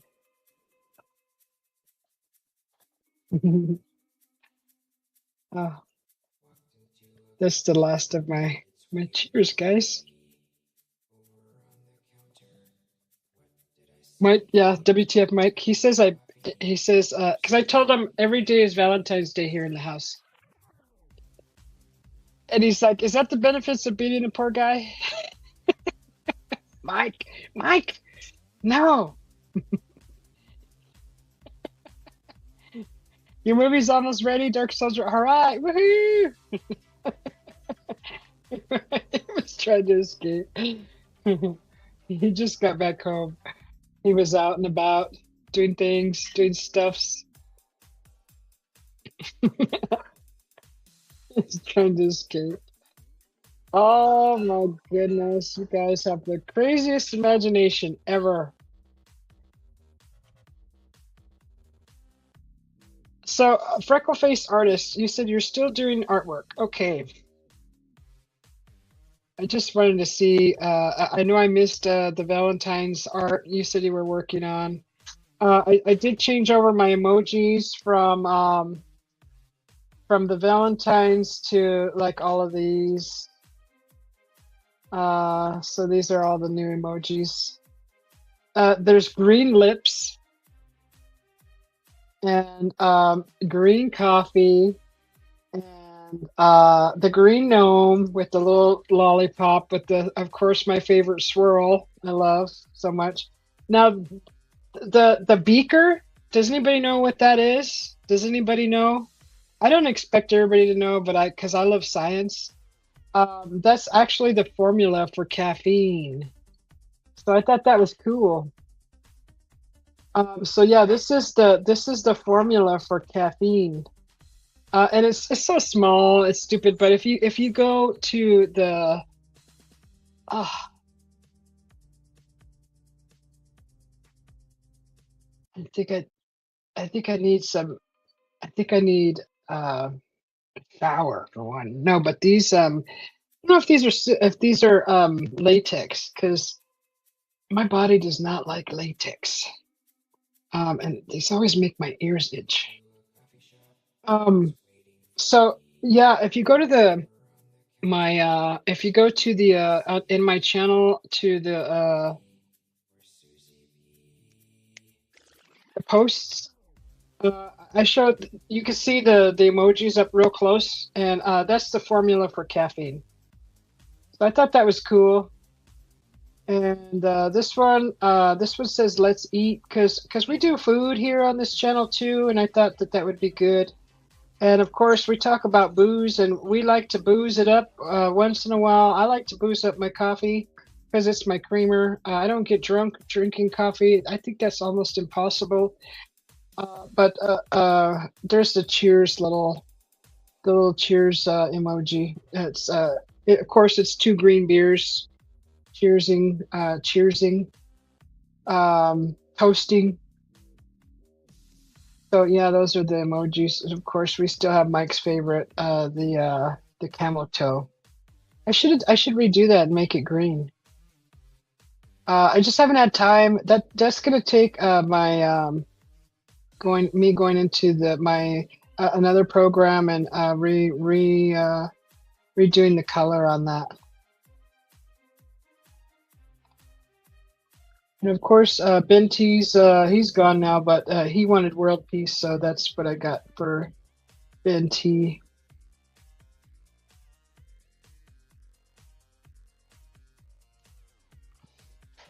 All right, so your movie is almost ready, huh, Dark Soldier? That's awesome. That is awesome. Anything new with anyone else? Anybody else have any new videos they want to share? Anything?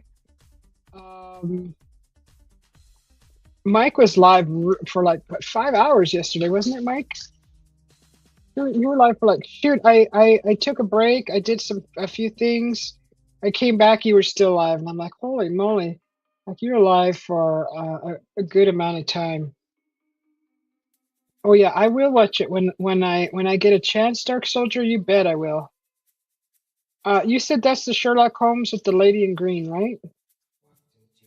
Yeah, I will watch that. I like Sherlock Holmes. I really like um the private investigator, the PI, the old like the background, the era, the time that those shows were made. I like that. It reminds me of steampunk stuff, kind of steampunk and Art Deco, a little Art Deco sort of.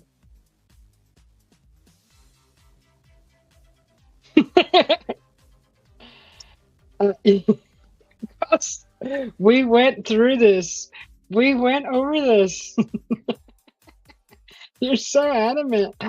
Uh, Mike went live, right? I was gonna go live. Honestly, Mike, I was so exhausted. I was too exhausted. See how chipper and perky I am? I was not like this last evening. I was just like this. I was like, I wasn't like show material last night. I really wanted to, but I was exhausted. So exhausted. I apologize. I was exhausted. I did enjoy hanging out, watching your show though. Guys are all getting drunk, talking some history, good things.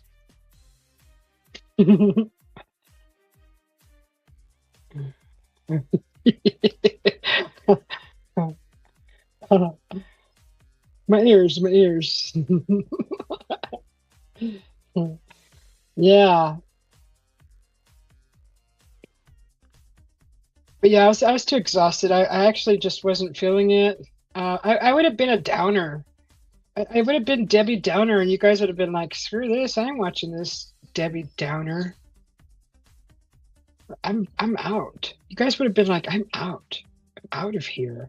So boring."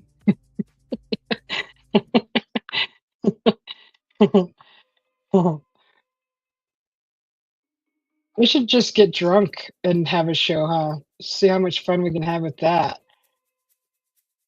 Have I tried ginseng coffee? No. I didn't know they made a ginseng coffee. I have ginseng that I can put in my coffee. I carry ginseng. You know the little vials? They make little vials of ginseng. I have those. Would it be the same if I just poured that in my coffee? Now I'm interested. Now I'm curious. Been there, done that? Yeah, I know. I know. I've witnessed several of that, Mr. Mike. You're always high. Brother. Uh, your buddy Carlos has them on the coffee machines at the laundry. What?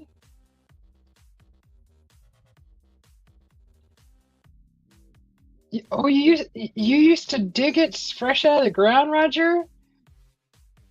Oh my God, how cool is that? Oh, ginseng. Okay, I'm not thinking ginseng. You know what I'm thinking? I'm thinking not ginseng. I'm thinking about the other root. What is it? I have ginseng powder. I can buy ginseng from the store. This is something else. What is it that I'm thinking of? I'm gonna have to go look. Honestly, hold on. Let me go. Let me go look.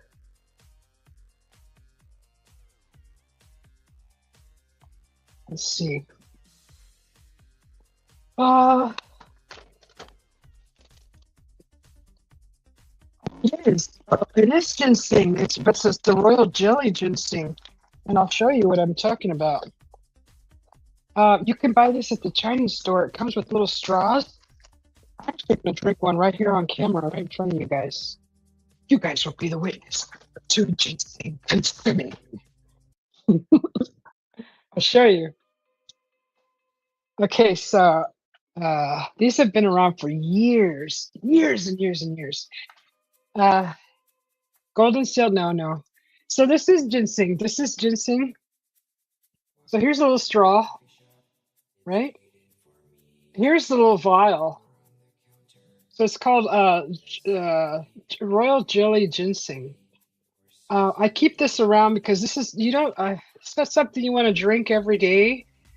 I think it's just like a vitality booster.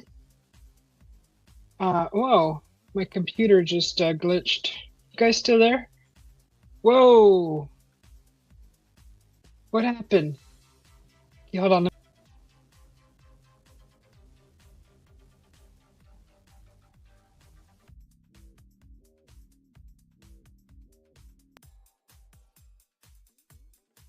Okay, something. I'm having a technical difficulty, guys. You can see me still? I'm showing that my camera's black.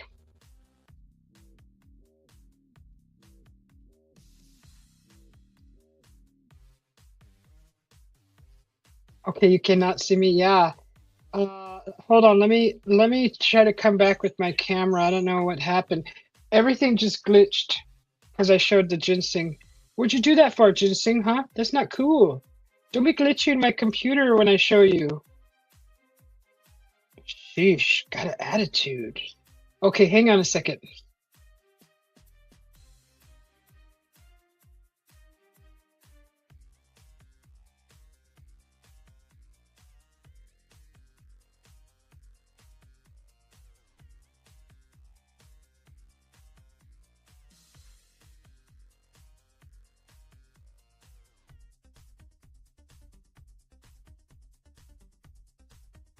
Okay, I'm back. I don't know what happened. Is my computer getting? No, my computer's not hot.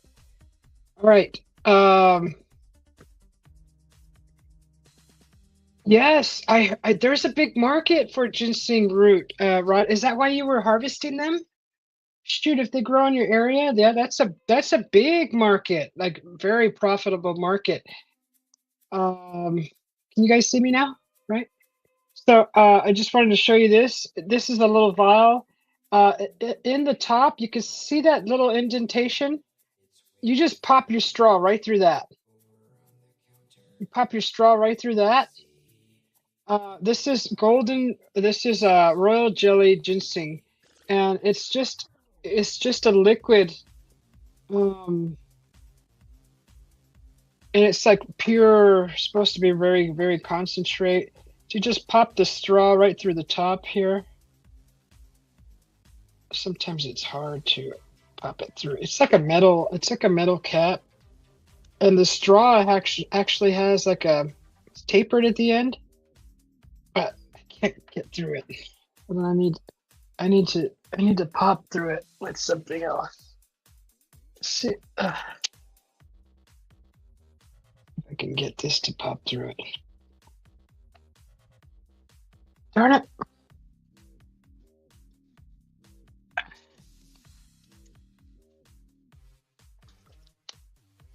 Son of a biscuit! You're supposed to.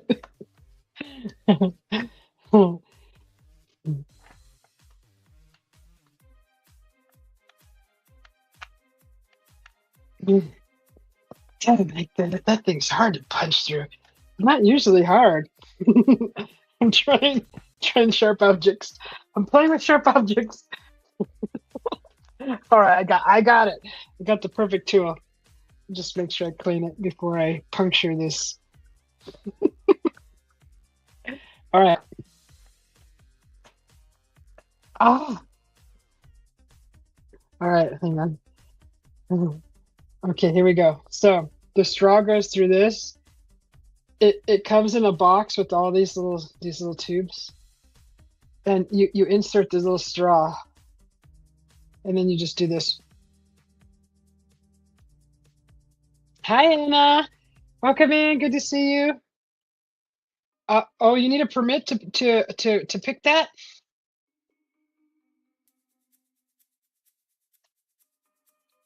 So you just drink it until it's all gone. It doesn't taste anything like the plant, the root. If you grind the root down and get the juice out of it, it doesn't taste the same. This is something different, but it's called royal jelly ginseng,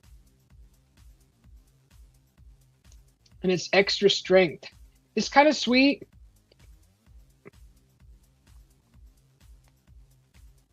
Um,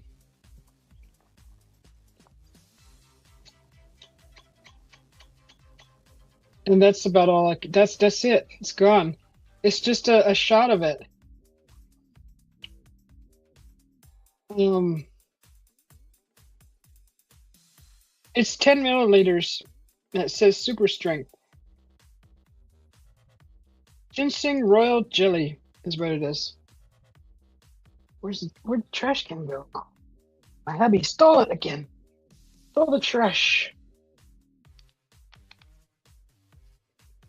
Yeah, everything's good, Anna. Thank you.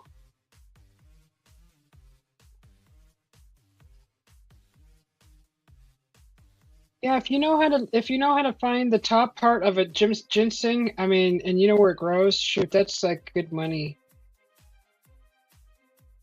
Oh, so you don't need a permit where you're at, Roger? And it says buonanotte. I want to find some sassafras root. Um, what is that used for? Is that for like root beer? Is that for root beers and things like that? Why do I think root beer when I hear sassafras?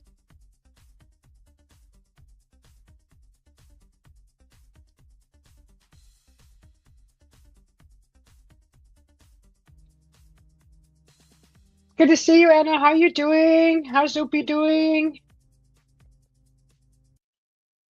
Okay, root beer was one use for the sassafras. What is I'm curious because I haven't heard anybody say sassafras. Never. I've only heard it spoken in movies. I gotta look now. I'm curious. Shoot, it has the leaves similar to a fig tree. The leaves are very similar to a fig tree. They're shaped a little different, but uh, they're like in the same shape, like a spear, but with three leaves. But they remind me of the fig tree leaf. Okay, what is sassafras used for? The root bark is used to make medicine. Okay, despite serious safety concerns, sassafras is used. For urinary tract disorders, swelling in the nose and throat, syphilis, bronchitis, high blood pressure. Oh, that's good to know. Uh, Gout, arthritis, skin problems, and cancer. That's interesting. Um,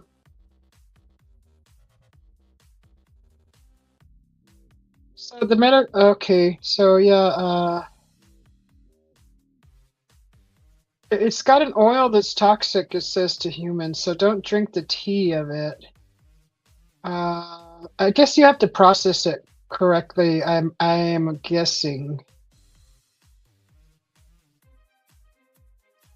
It's got a lot of medicinal purposes.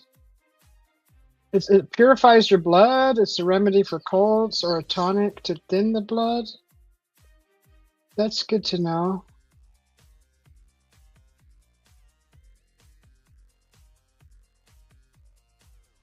Oh, for moonshine?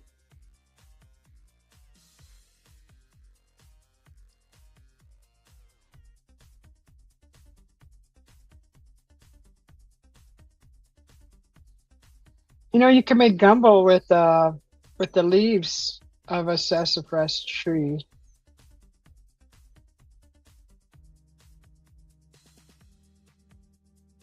So it's got a cooling smell.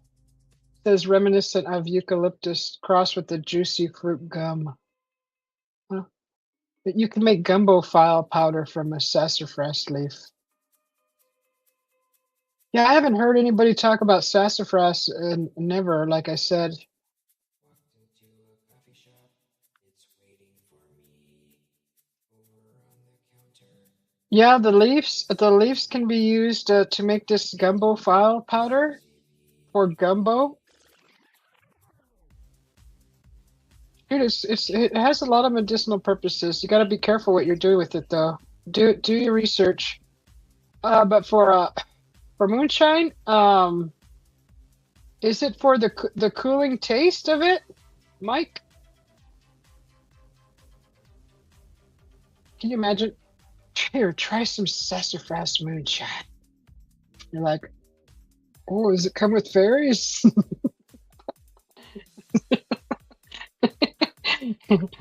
Oh, really? Are you trying to you trying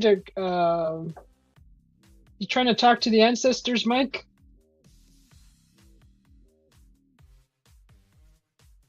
God, these darn things. I even changed the earbud tips out. They make my ears itch. Stop it. Stop it.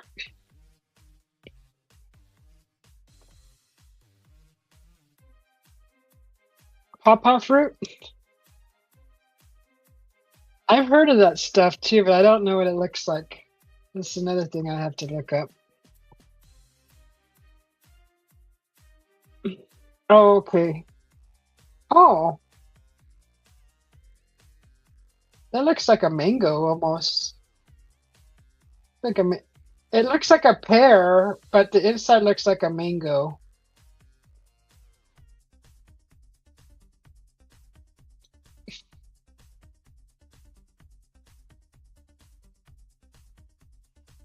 Everyone needs to do a chocolate moonshine, cocoa beans. Yeah, let's all get together with Mike and have some of that moonshine, huh? Root beer shine? Oh my goodness.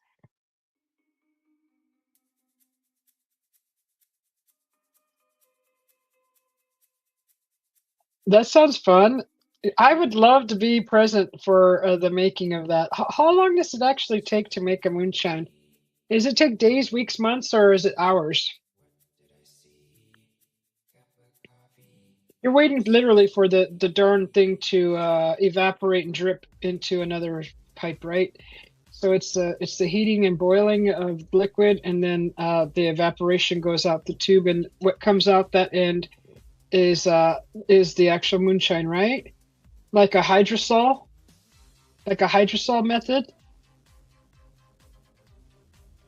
You got two pawpaw trees growing, Roger? That's a pretty tree. That's a really big leaf. Now that leaf looks like an avocado leaf. If I saw that without the fruit, I would think that that was like an avocado tree. There's a leaf. The leaf is similar also. It's long like that, like the avocado. I think I have an avocado growing in a planter. It looks. Oh, I still got to do a plant ID of that too. Darn it! I keep saying it looks like a avocado.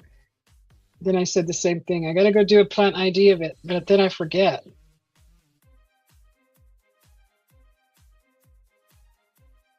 It depends on the temperature outside. So you need condensation though, right?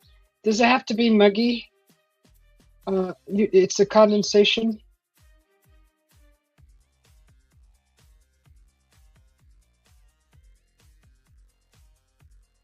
I wonder if you could make a moonshine in a with a lab setup with beakers and all that.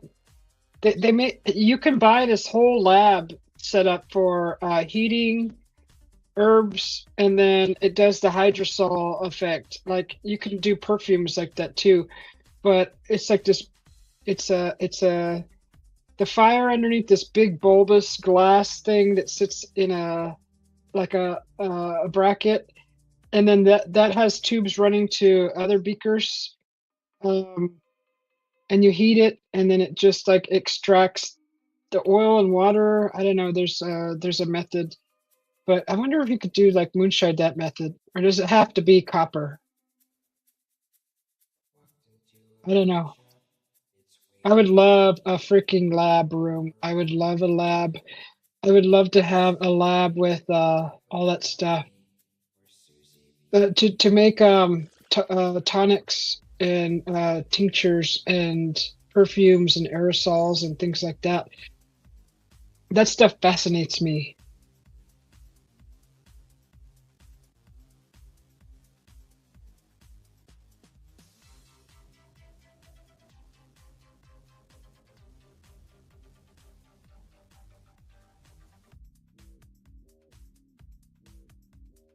Custard-like texture, the pawpaw. Sweet taste similar to a banana. So if anybody was curious what the pawpaw tastes like, that's the texture and that's the flavor.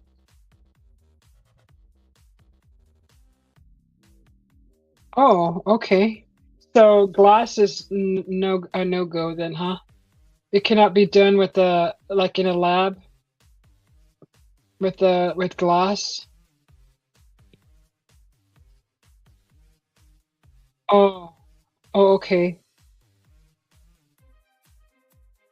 The old timers would let the mash set for a week and a half to 2 weeks in a barrel before making. Okay, so you gotta create the mash first, huh? And then that's what gets heated and then transferred into the pure alcohol form, right?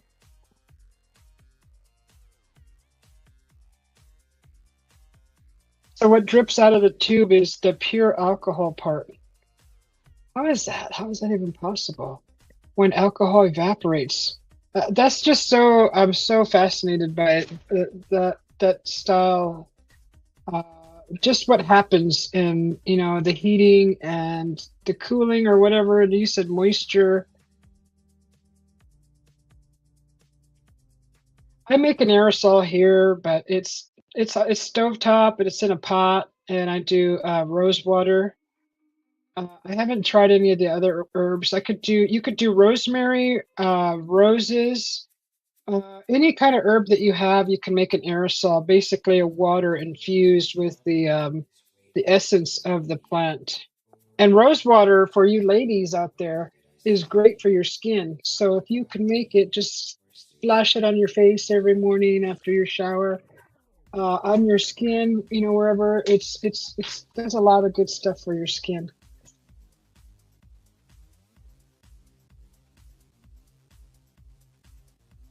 Well, you can't. Yeah, drink the first bit of it. So the tail is in the front. It's got a tail in the front. It's not edible.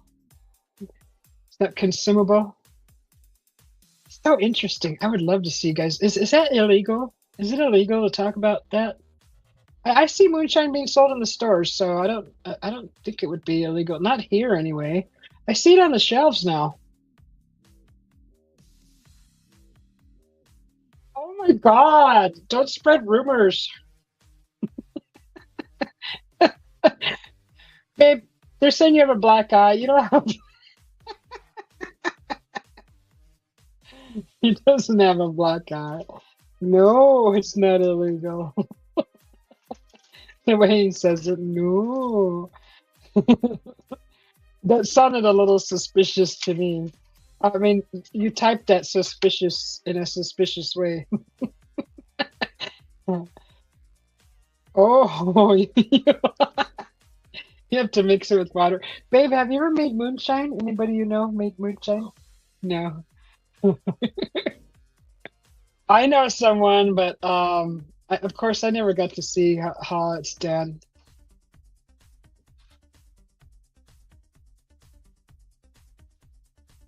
Does it depend on the altitude you're at too, right?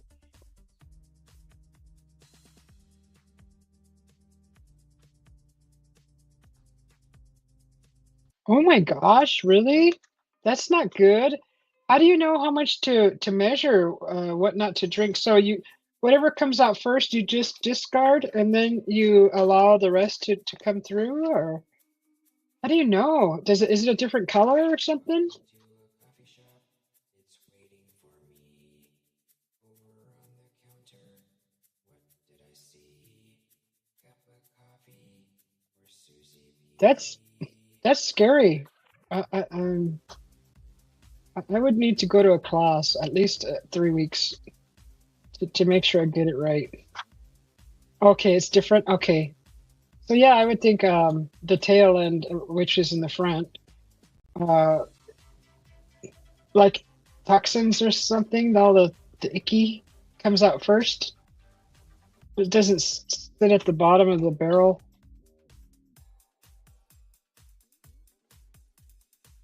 Oh, it's purifying. It's purifying the liquid, so therefore it's pushing everything out because the purity stays behind. So that's kind of like what went through my head. Hey Lois, how you doing?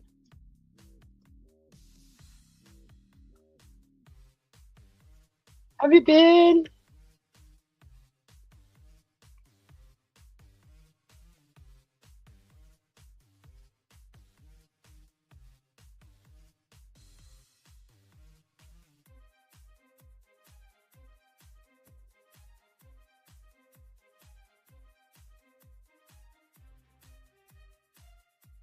I'm doing good, thank you.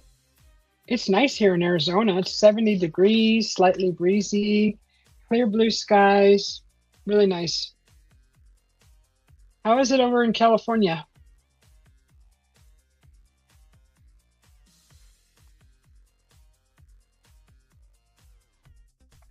Pretty sure you're in California.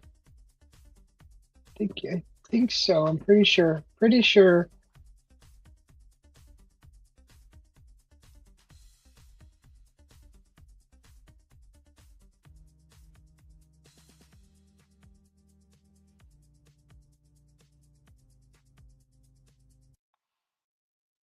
Oh, yes, we're expecting rain too. I think by Friday.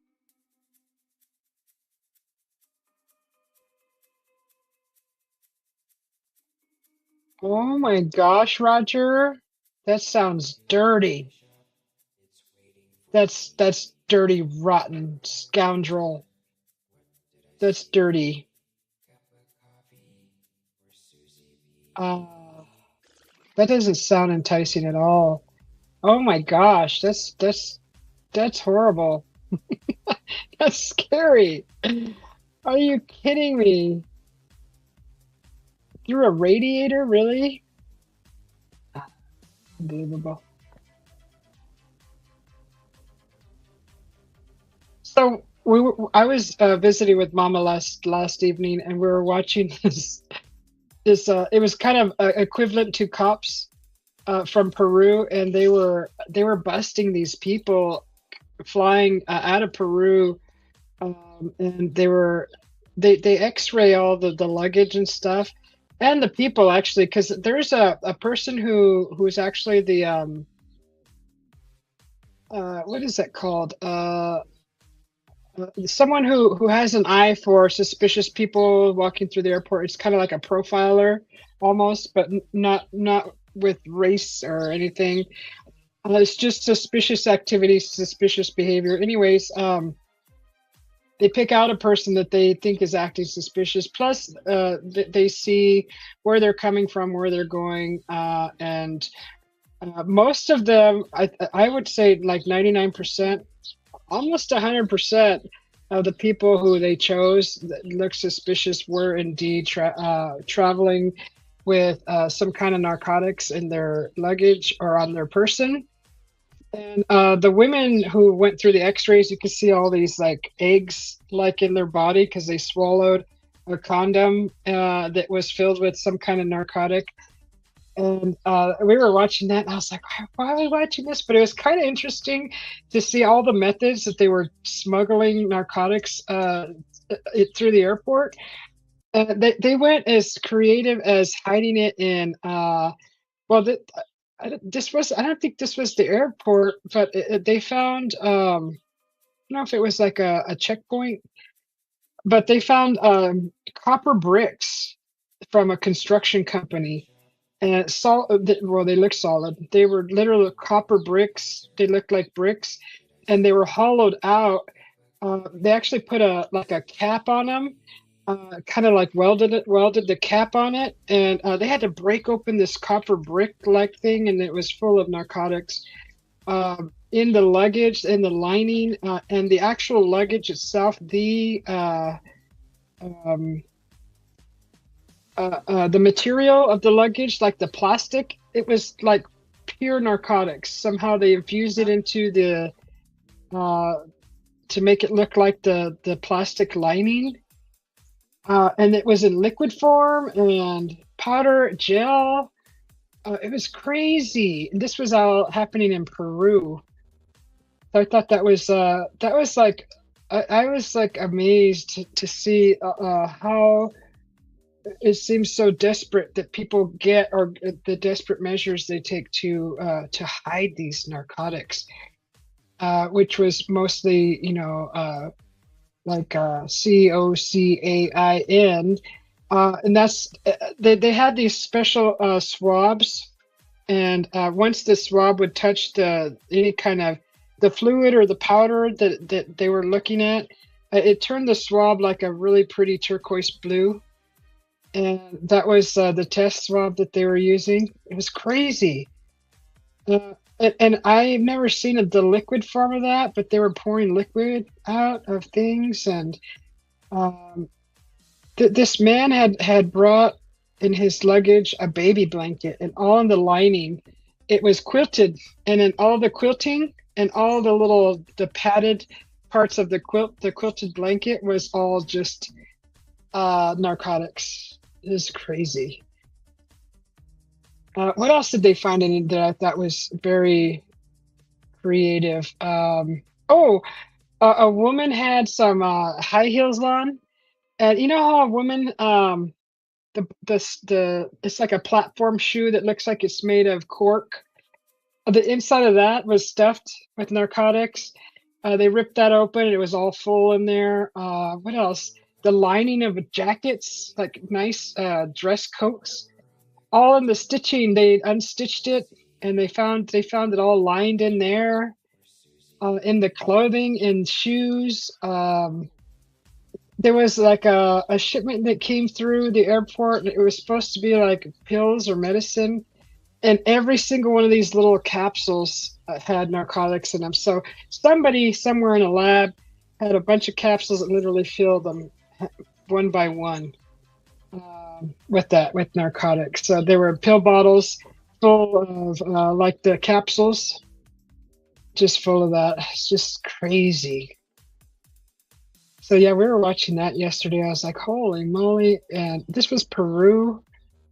I was like, you would think like Colombia or something, but this was Peru. I didn't think that there was a lot of narcotics coming out of there, but there is a lot.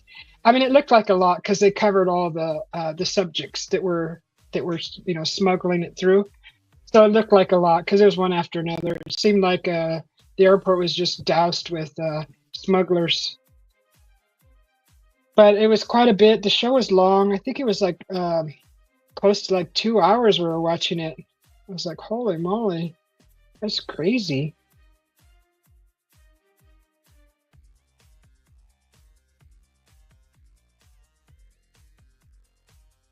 Every single one of them said, that's not mine.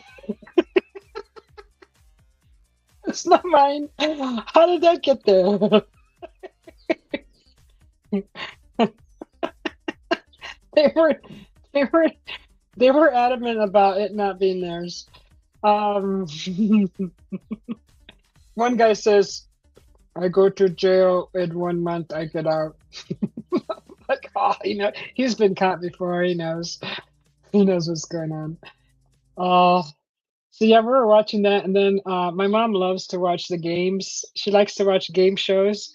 And when I was in Kingman, she showed me this game because I don't watch TV.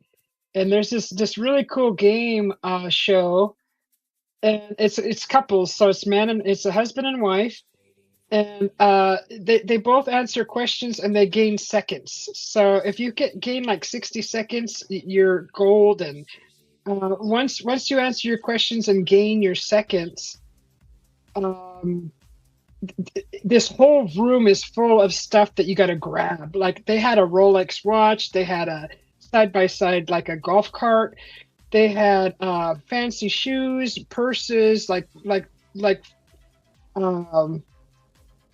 like Versace stuff, like gold rings, expensive glasses.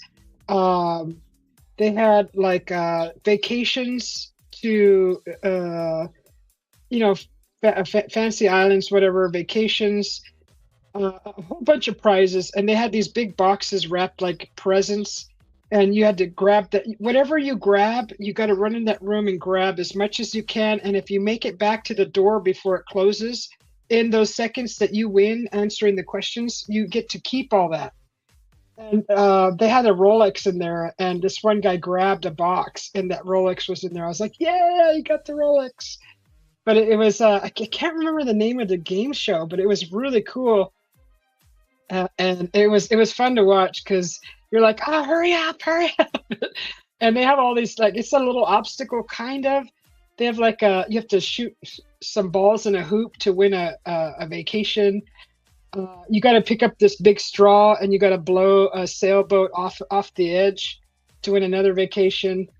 And you have to do all that and within the time allotted that you win and by answering questions. And the questions are fairly easy. They're real easy. They're a lot easier than Jeopardy questions, let me tell you. More easier stuff. I want to say like high school type questions, high school grade like um, with as far as the difficulty goes. It's just kind of standard knowledge stuff. So that was interesting. That game show. You have a cheap version. Yeah, that was neat. She just loves watching those. She likes to watch Wheel of Fortune, the old one, because I guess apparently that comes out on TV like all the time. And the old ones, like back in the 80s, those game shows, there's a channel that plays nothing but those. So I kind of been watching some of that with her while we're sitting together. She loves watching those game shows. But that one game show, I really got a kick out of it because it had number one, easy questions. I mean, it didn't take rocket science to answer a lot of them. And you bet basically you grab whatever you grab. This one guy grabbed a inflatable kayak, and he threw all this stuff in there, and then he dragged it through the doors, which was pretty smart. Another guy did threw everything in a basket that was there, a part of the props, and he like pushed the top off the lid off of it and started packing it and ran that through the doors. And if the doors close before you get to it, you don't get none of that stuff. This one lady was kicking a gift box, trying to kick it through the door. She made the box, but the contents fell out while she was kicking it, so she didn't get anything. So it's kind of like nerve-wracking because you're like, ah, I hope they make it. It was kind of neat. I don't know what it's called. What's that game show called?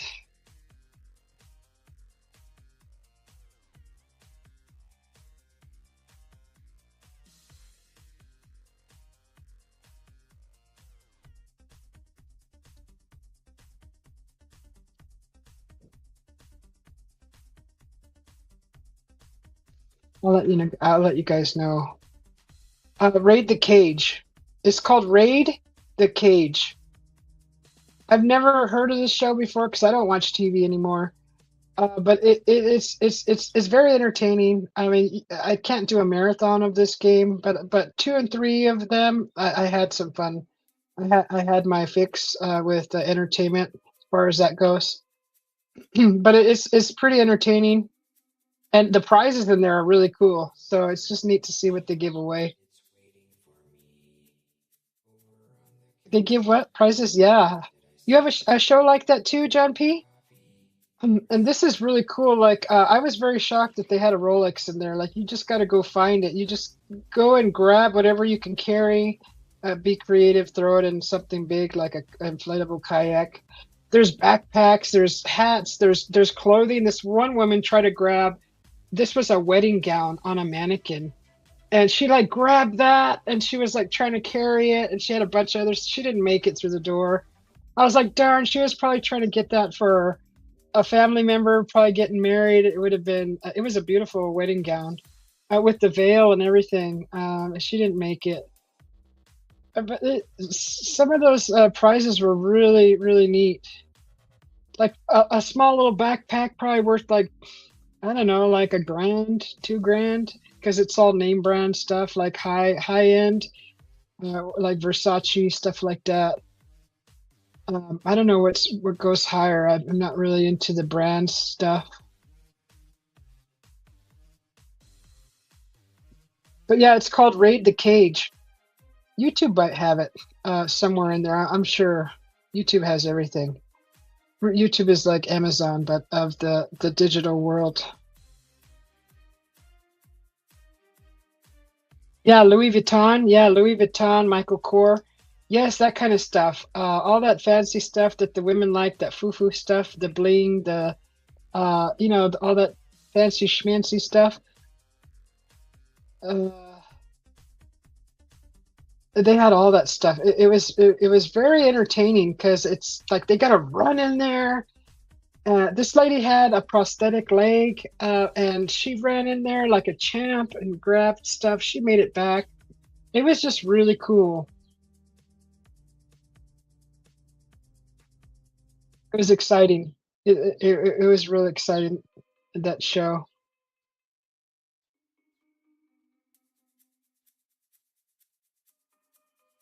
So they have an Israeli version. Walked into a So coffee shop. 2017, the American version called Perfect Escape. Over on the counter, what did I see? Cup of coffee. Damon Wayans and Junior and Jeannie Mai host the show. Okay, that's who are the hosts are. There's two hosts. Damon Wayans Jr. That's who that is. Okay.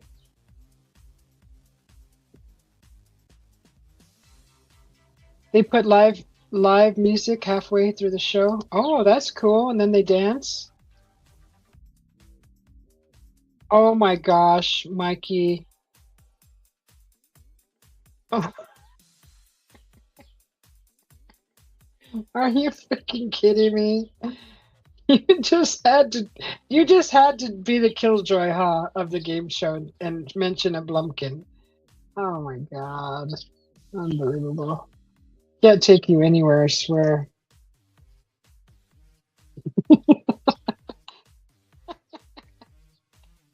Oh my goodness. Oh my goodness.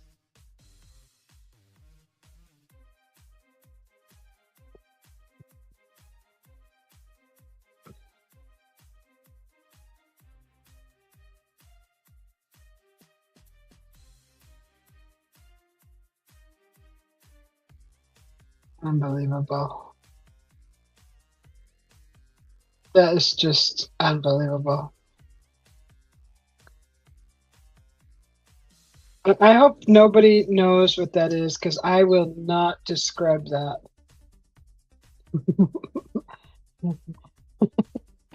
So, I had to look it up to make sure I had it right too. That's so gross. Oh my God.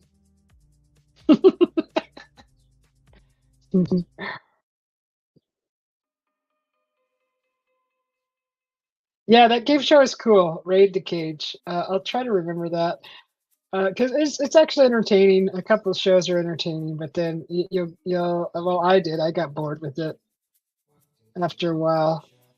It's waiting for me. Over I'm on just the so shocked counter, what's on TV nowadays because I haven't watched it in years, cup of and just seeing like the commercials, Susie baby. the stuff that's in there, commercials and things, and it's crazy. Here's the forecast for tomorrow. Look for partly sunny weather. 70% likely powerful and a low windy Perfect. 77 and 59 tomorrow. That's awesome. That's a perfect weather. I will take more of that weather. Anybody still do picnics? Does anybody go on picnics anymore?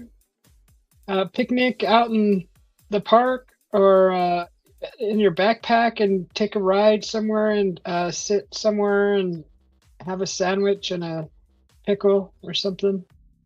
Uh, Even a protein shake. It's kind of like food.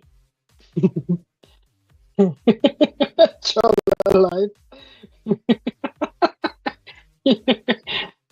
When it's better weather, there's nobody there. If it's bad weather, you'll be by yourself. It's better. Just dress for it. Don't get sick though. Like freezing tomorrow, no picnic here. When are you going ice fishing again, Mike? Mike, going ice fishing again soon? That was fun watching.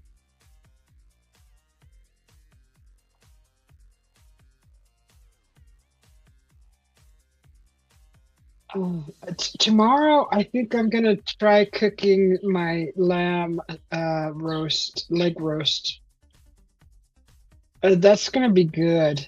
And then I gotta figure out what kind of sides I want to make with it. You're out of season almost? Oh, okay. Oh, shoot. Yeah. What do you do with the enclosure that you have there on the ice? Do you just put it aside on the land and leave it there? Or do you throw it in a trailer and haul it home or Hi, Amazing Kelly. How are you? Walked into a coffee shop. Welcome to the It's waiting channel. for me. Over on the counter, what did I see? Cup of coffee for Susie B. Oh, you just park it in the barn? Okay. Yeah, that's like a real tiny, that's like a little nice little shed. You said your father built that too, huh? I remember when you were talking about that. I'm doing good, thank you, Kelly.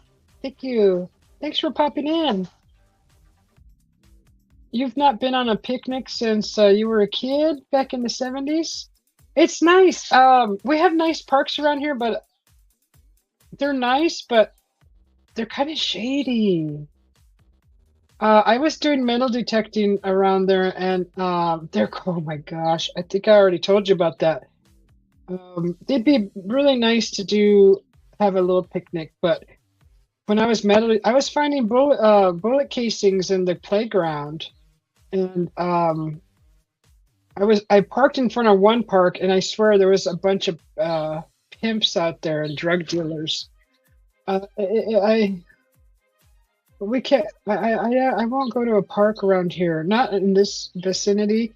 I'd have to go more east from where I'm at to run into the neighborhoods that are more not so full of drug dealers and pimps.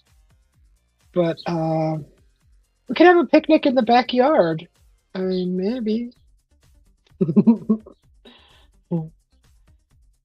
Oh, thank you. I love you too. Thank you.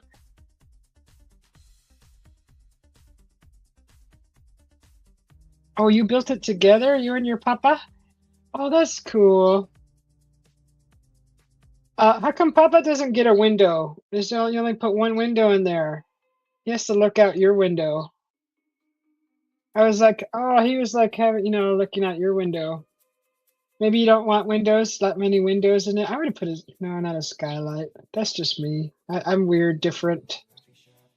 It's waiting for me. Over on the But counter, yeah, I mean, it what looked did very I see? comfortable and it looked like you were nice and warm and nice. I am not. I am not affiliated with that word, nor do I entertain the word.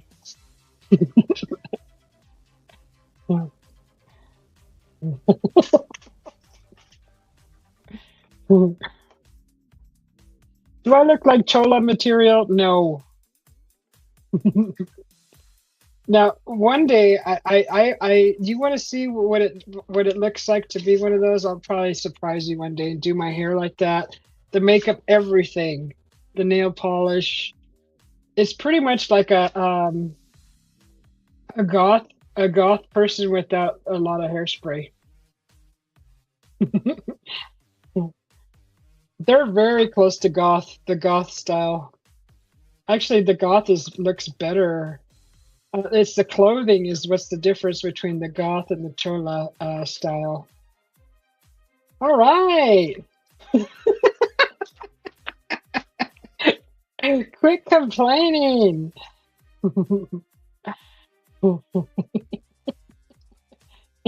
Thank you, Mike.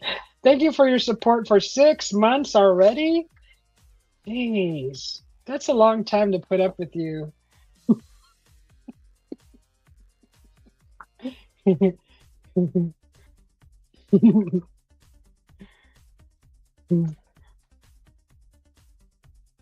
Thank you. I appreciate your support for 6 months, Mikey.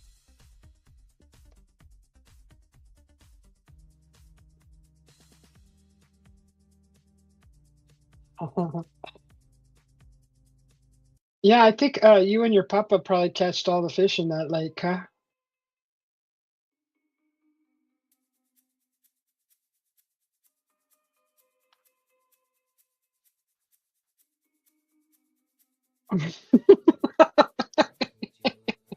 So mean. You're lucky I'm thick skinned or I'd be crying right now. Thank you, YouTube, for helping me helping me uh, create or develop thicker skin. Thicker skin. You caught them all. What do you mean a ton of them? Did you leave any for anybody else? Gosh, so stingy.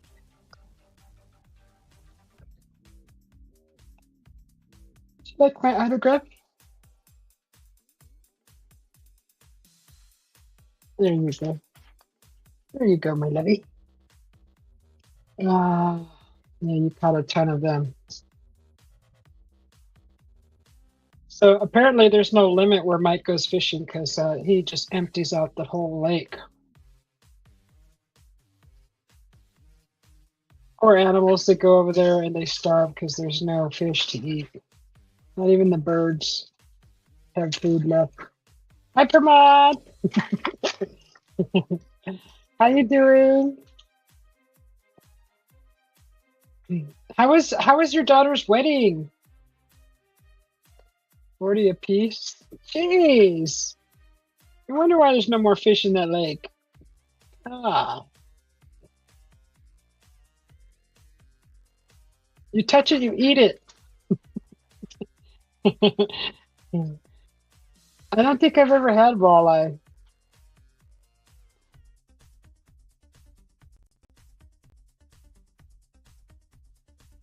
Some pieces. Hello, Pramod. There's way more in that lake? Okay. I believe you.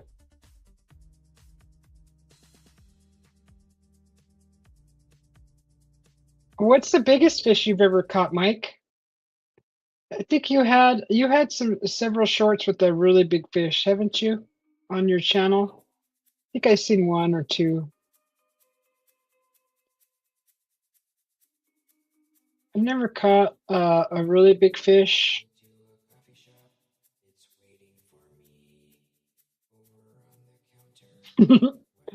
Oh, for real? Look who it is. It's Face the Ace. Oh my God, for real? It is the best freshwater fish ever. Is that like a white? Is it like a cod? Like is it pink or is it white meat? The fish? You too, Pramod. Thank you. Have a nice day also.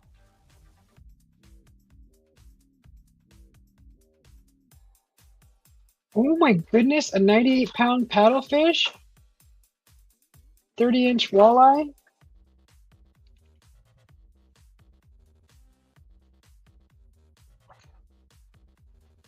Whoa. That's 30 inches, guys. That's a big fish.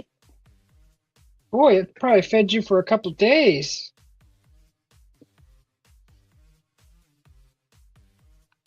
And a 98-pound? Oh my goodness. You're probably fishing with that extra strong line, huh? I know they make a line that's like rope. It's like what is that? It's like several strands put together. I'm doing good, Face the Ace. How are you doing? Good to see you. Long time no see. How's everything where you're at?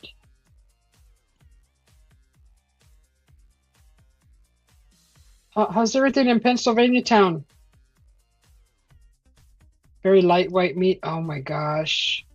Oh, I just got a vision in my head with a light, just flaking with some seasoning and some, lemon and maybe some butter and some sprigs of rosemary and what is the other one? Some thyme.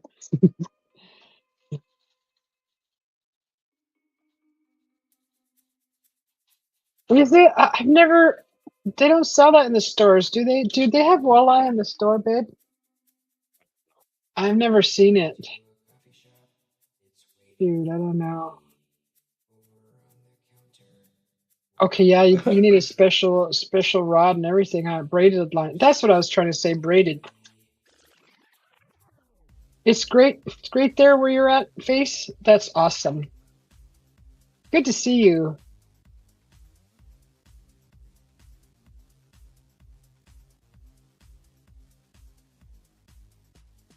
Oh gosh, now I want some fish. I had salmon yesterday.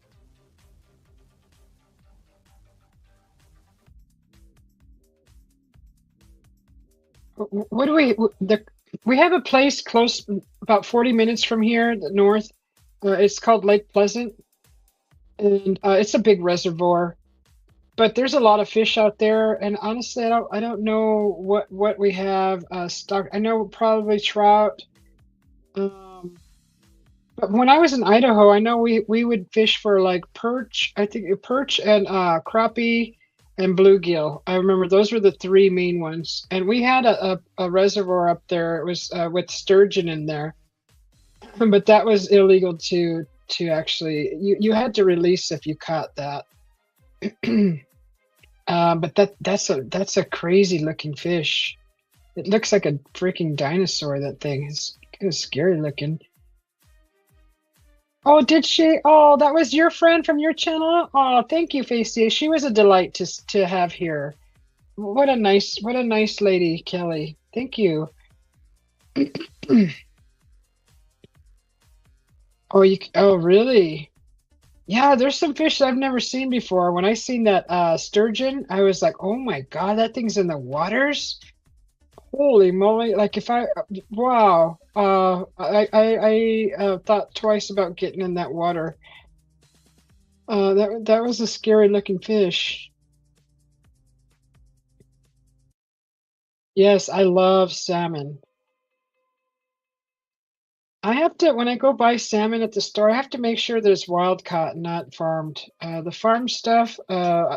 At first, I was like, "Oh, farmed salmon." Yeah, I bought it a few times, but then coffee shop? It's in waiting a research that I was doing, it said don't buy the farmed salmon.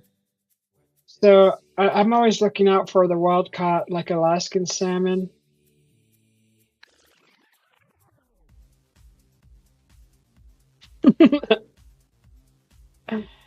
Oh.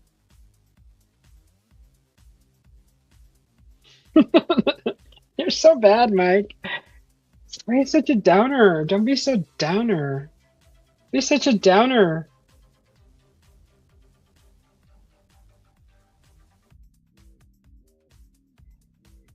Don't tell. I'm getting hungry. I think it's time for dinner for me.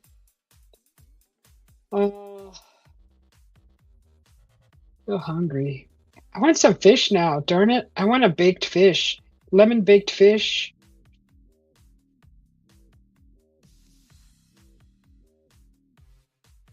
Whatever that you cooked recently, Mike, that you shared a picture of. That thing looked freaking fabulous. That beef, it was like beef tips, beef strips. That looked so freaking good. You just had spaghetti? That's my favorite. I love spaghetti. You know what I like to put on my spaghetti? You already know how I like to eat my spaghetti, which is frowned upon apparently, but I like to put lemon on my spaghetti. Some, oh, my mouth is watering. Uh, I get fancy. I like to put a dollop of sour cream on there and some lemon. You're probably gonna hate me, but that's how I like my spaghetti. Once in a while, sour cream, but always I love lemon in my spaghetti. Parmesan, of course. Braised beef and lightning noodle. That looked fabulous. Ah, spaghetti. You said spaghetti. My mouth started watering. Oh, yeah, fish sandwich, huh? Burger King. That sounds good. That looked so wonderful, that dish. Oh my gosh. Braised beef. Walked into a coffee shop. Shoot, I should just cook my lamb right now. Over on the counter, what did I see? Oh, you put lemon in your water to boil your pasta, John P? That's not a bad idea. Mmm, that sounds really good. Sounds really good. Oh my goodness. Yeah, that does sound. I'm getting hungry, guys. See, it's all your fault. Making me hungry.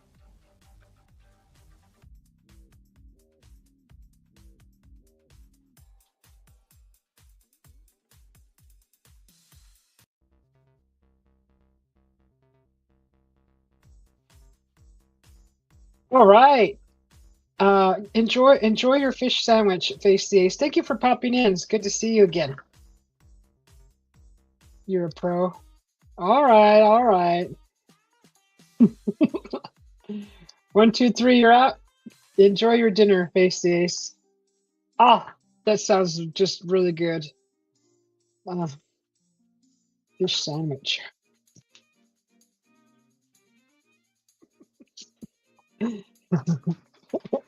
All right, well, we're gonna go for another 7 minutes, and I think I'm gonna go fix dinner. Thank you, Face the Ace. Oh, eat a fish sandwich for me. I know you probably can eat a couple of them, huh? You enjoy.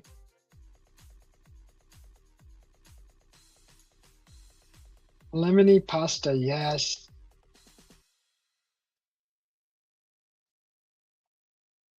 Oh gosh.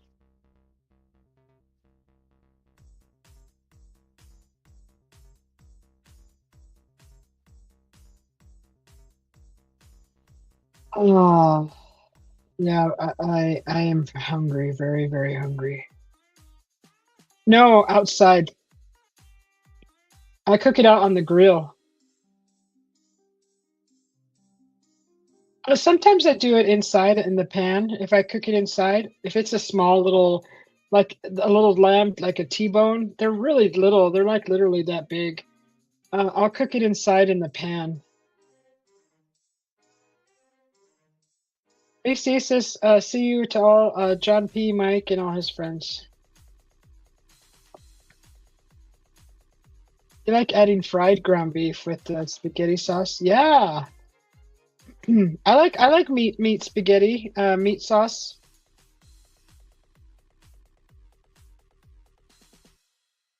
Really? Well, that's why I put barbecue. I mean, I really like the flavor of barbecue with the lamb. I don't cook it any other way. I've tried, but the barbecue just it makes it taste like steak.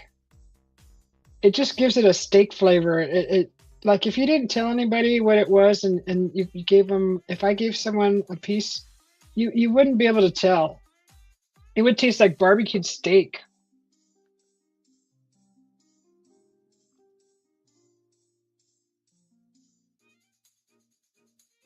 I use what's it called, that barbecue sauce? Baby Ray's barbecue. That's like the best barbecue sauce I've ever had. So I stick with that. It's not too sweet either. I don't like a sweet, overly sweet barbecue sauce. It's got more of a smoky flavor. Yeah. I mean, you don't taste because lamb has a different taste. You can't. It doesn't have that taste with barbecue. It tastes really good. You'll be licking your fingers. It's finger licking good. Really, really good. Mine's been marinating for 2 days now.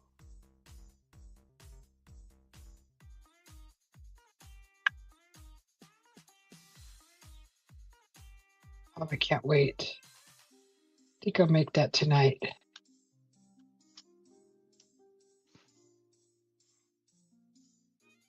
All right, what are we at?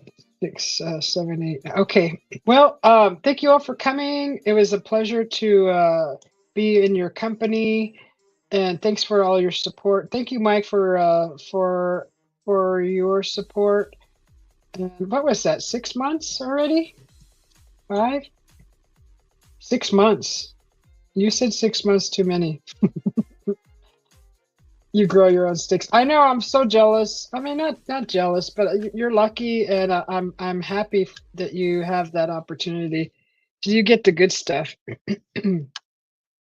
But I will see you guys later. I'm gonna go cook my lamb. I think I'm gonna go and have a nice lamb steak for dinner.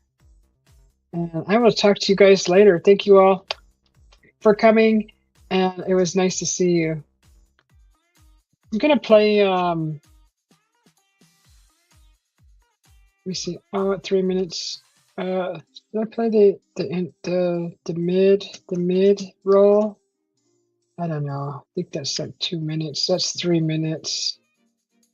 The intermission and then the extra. All right. We'll see you guys later.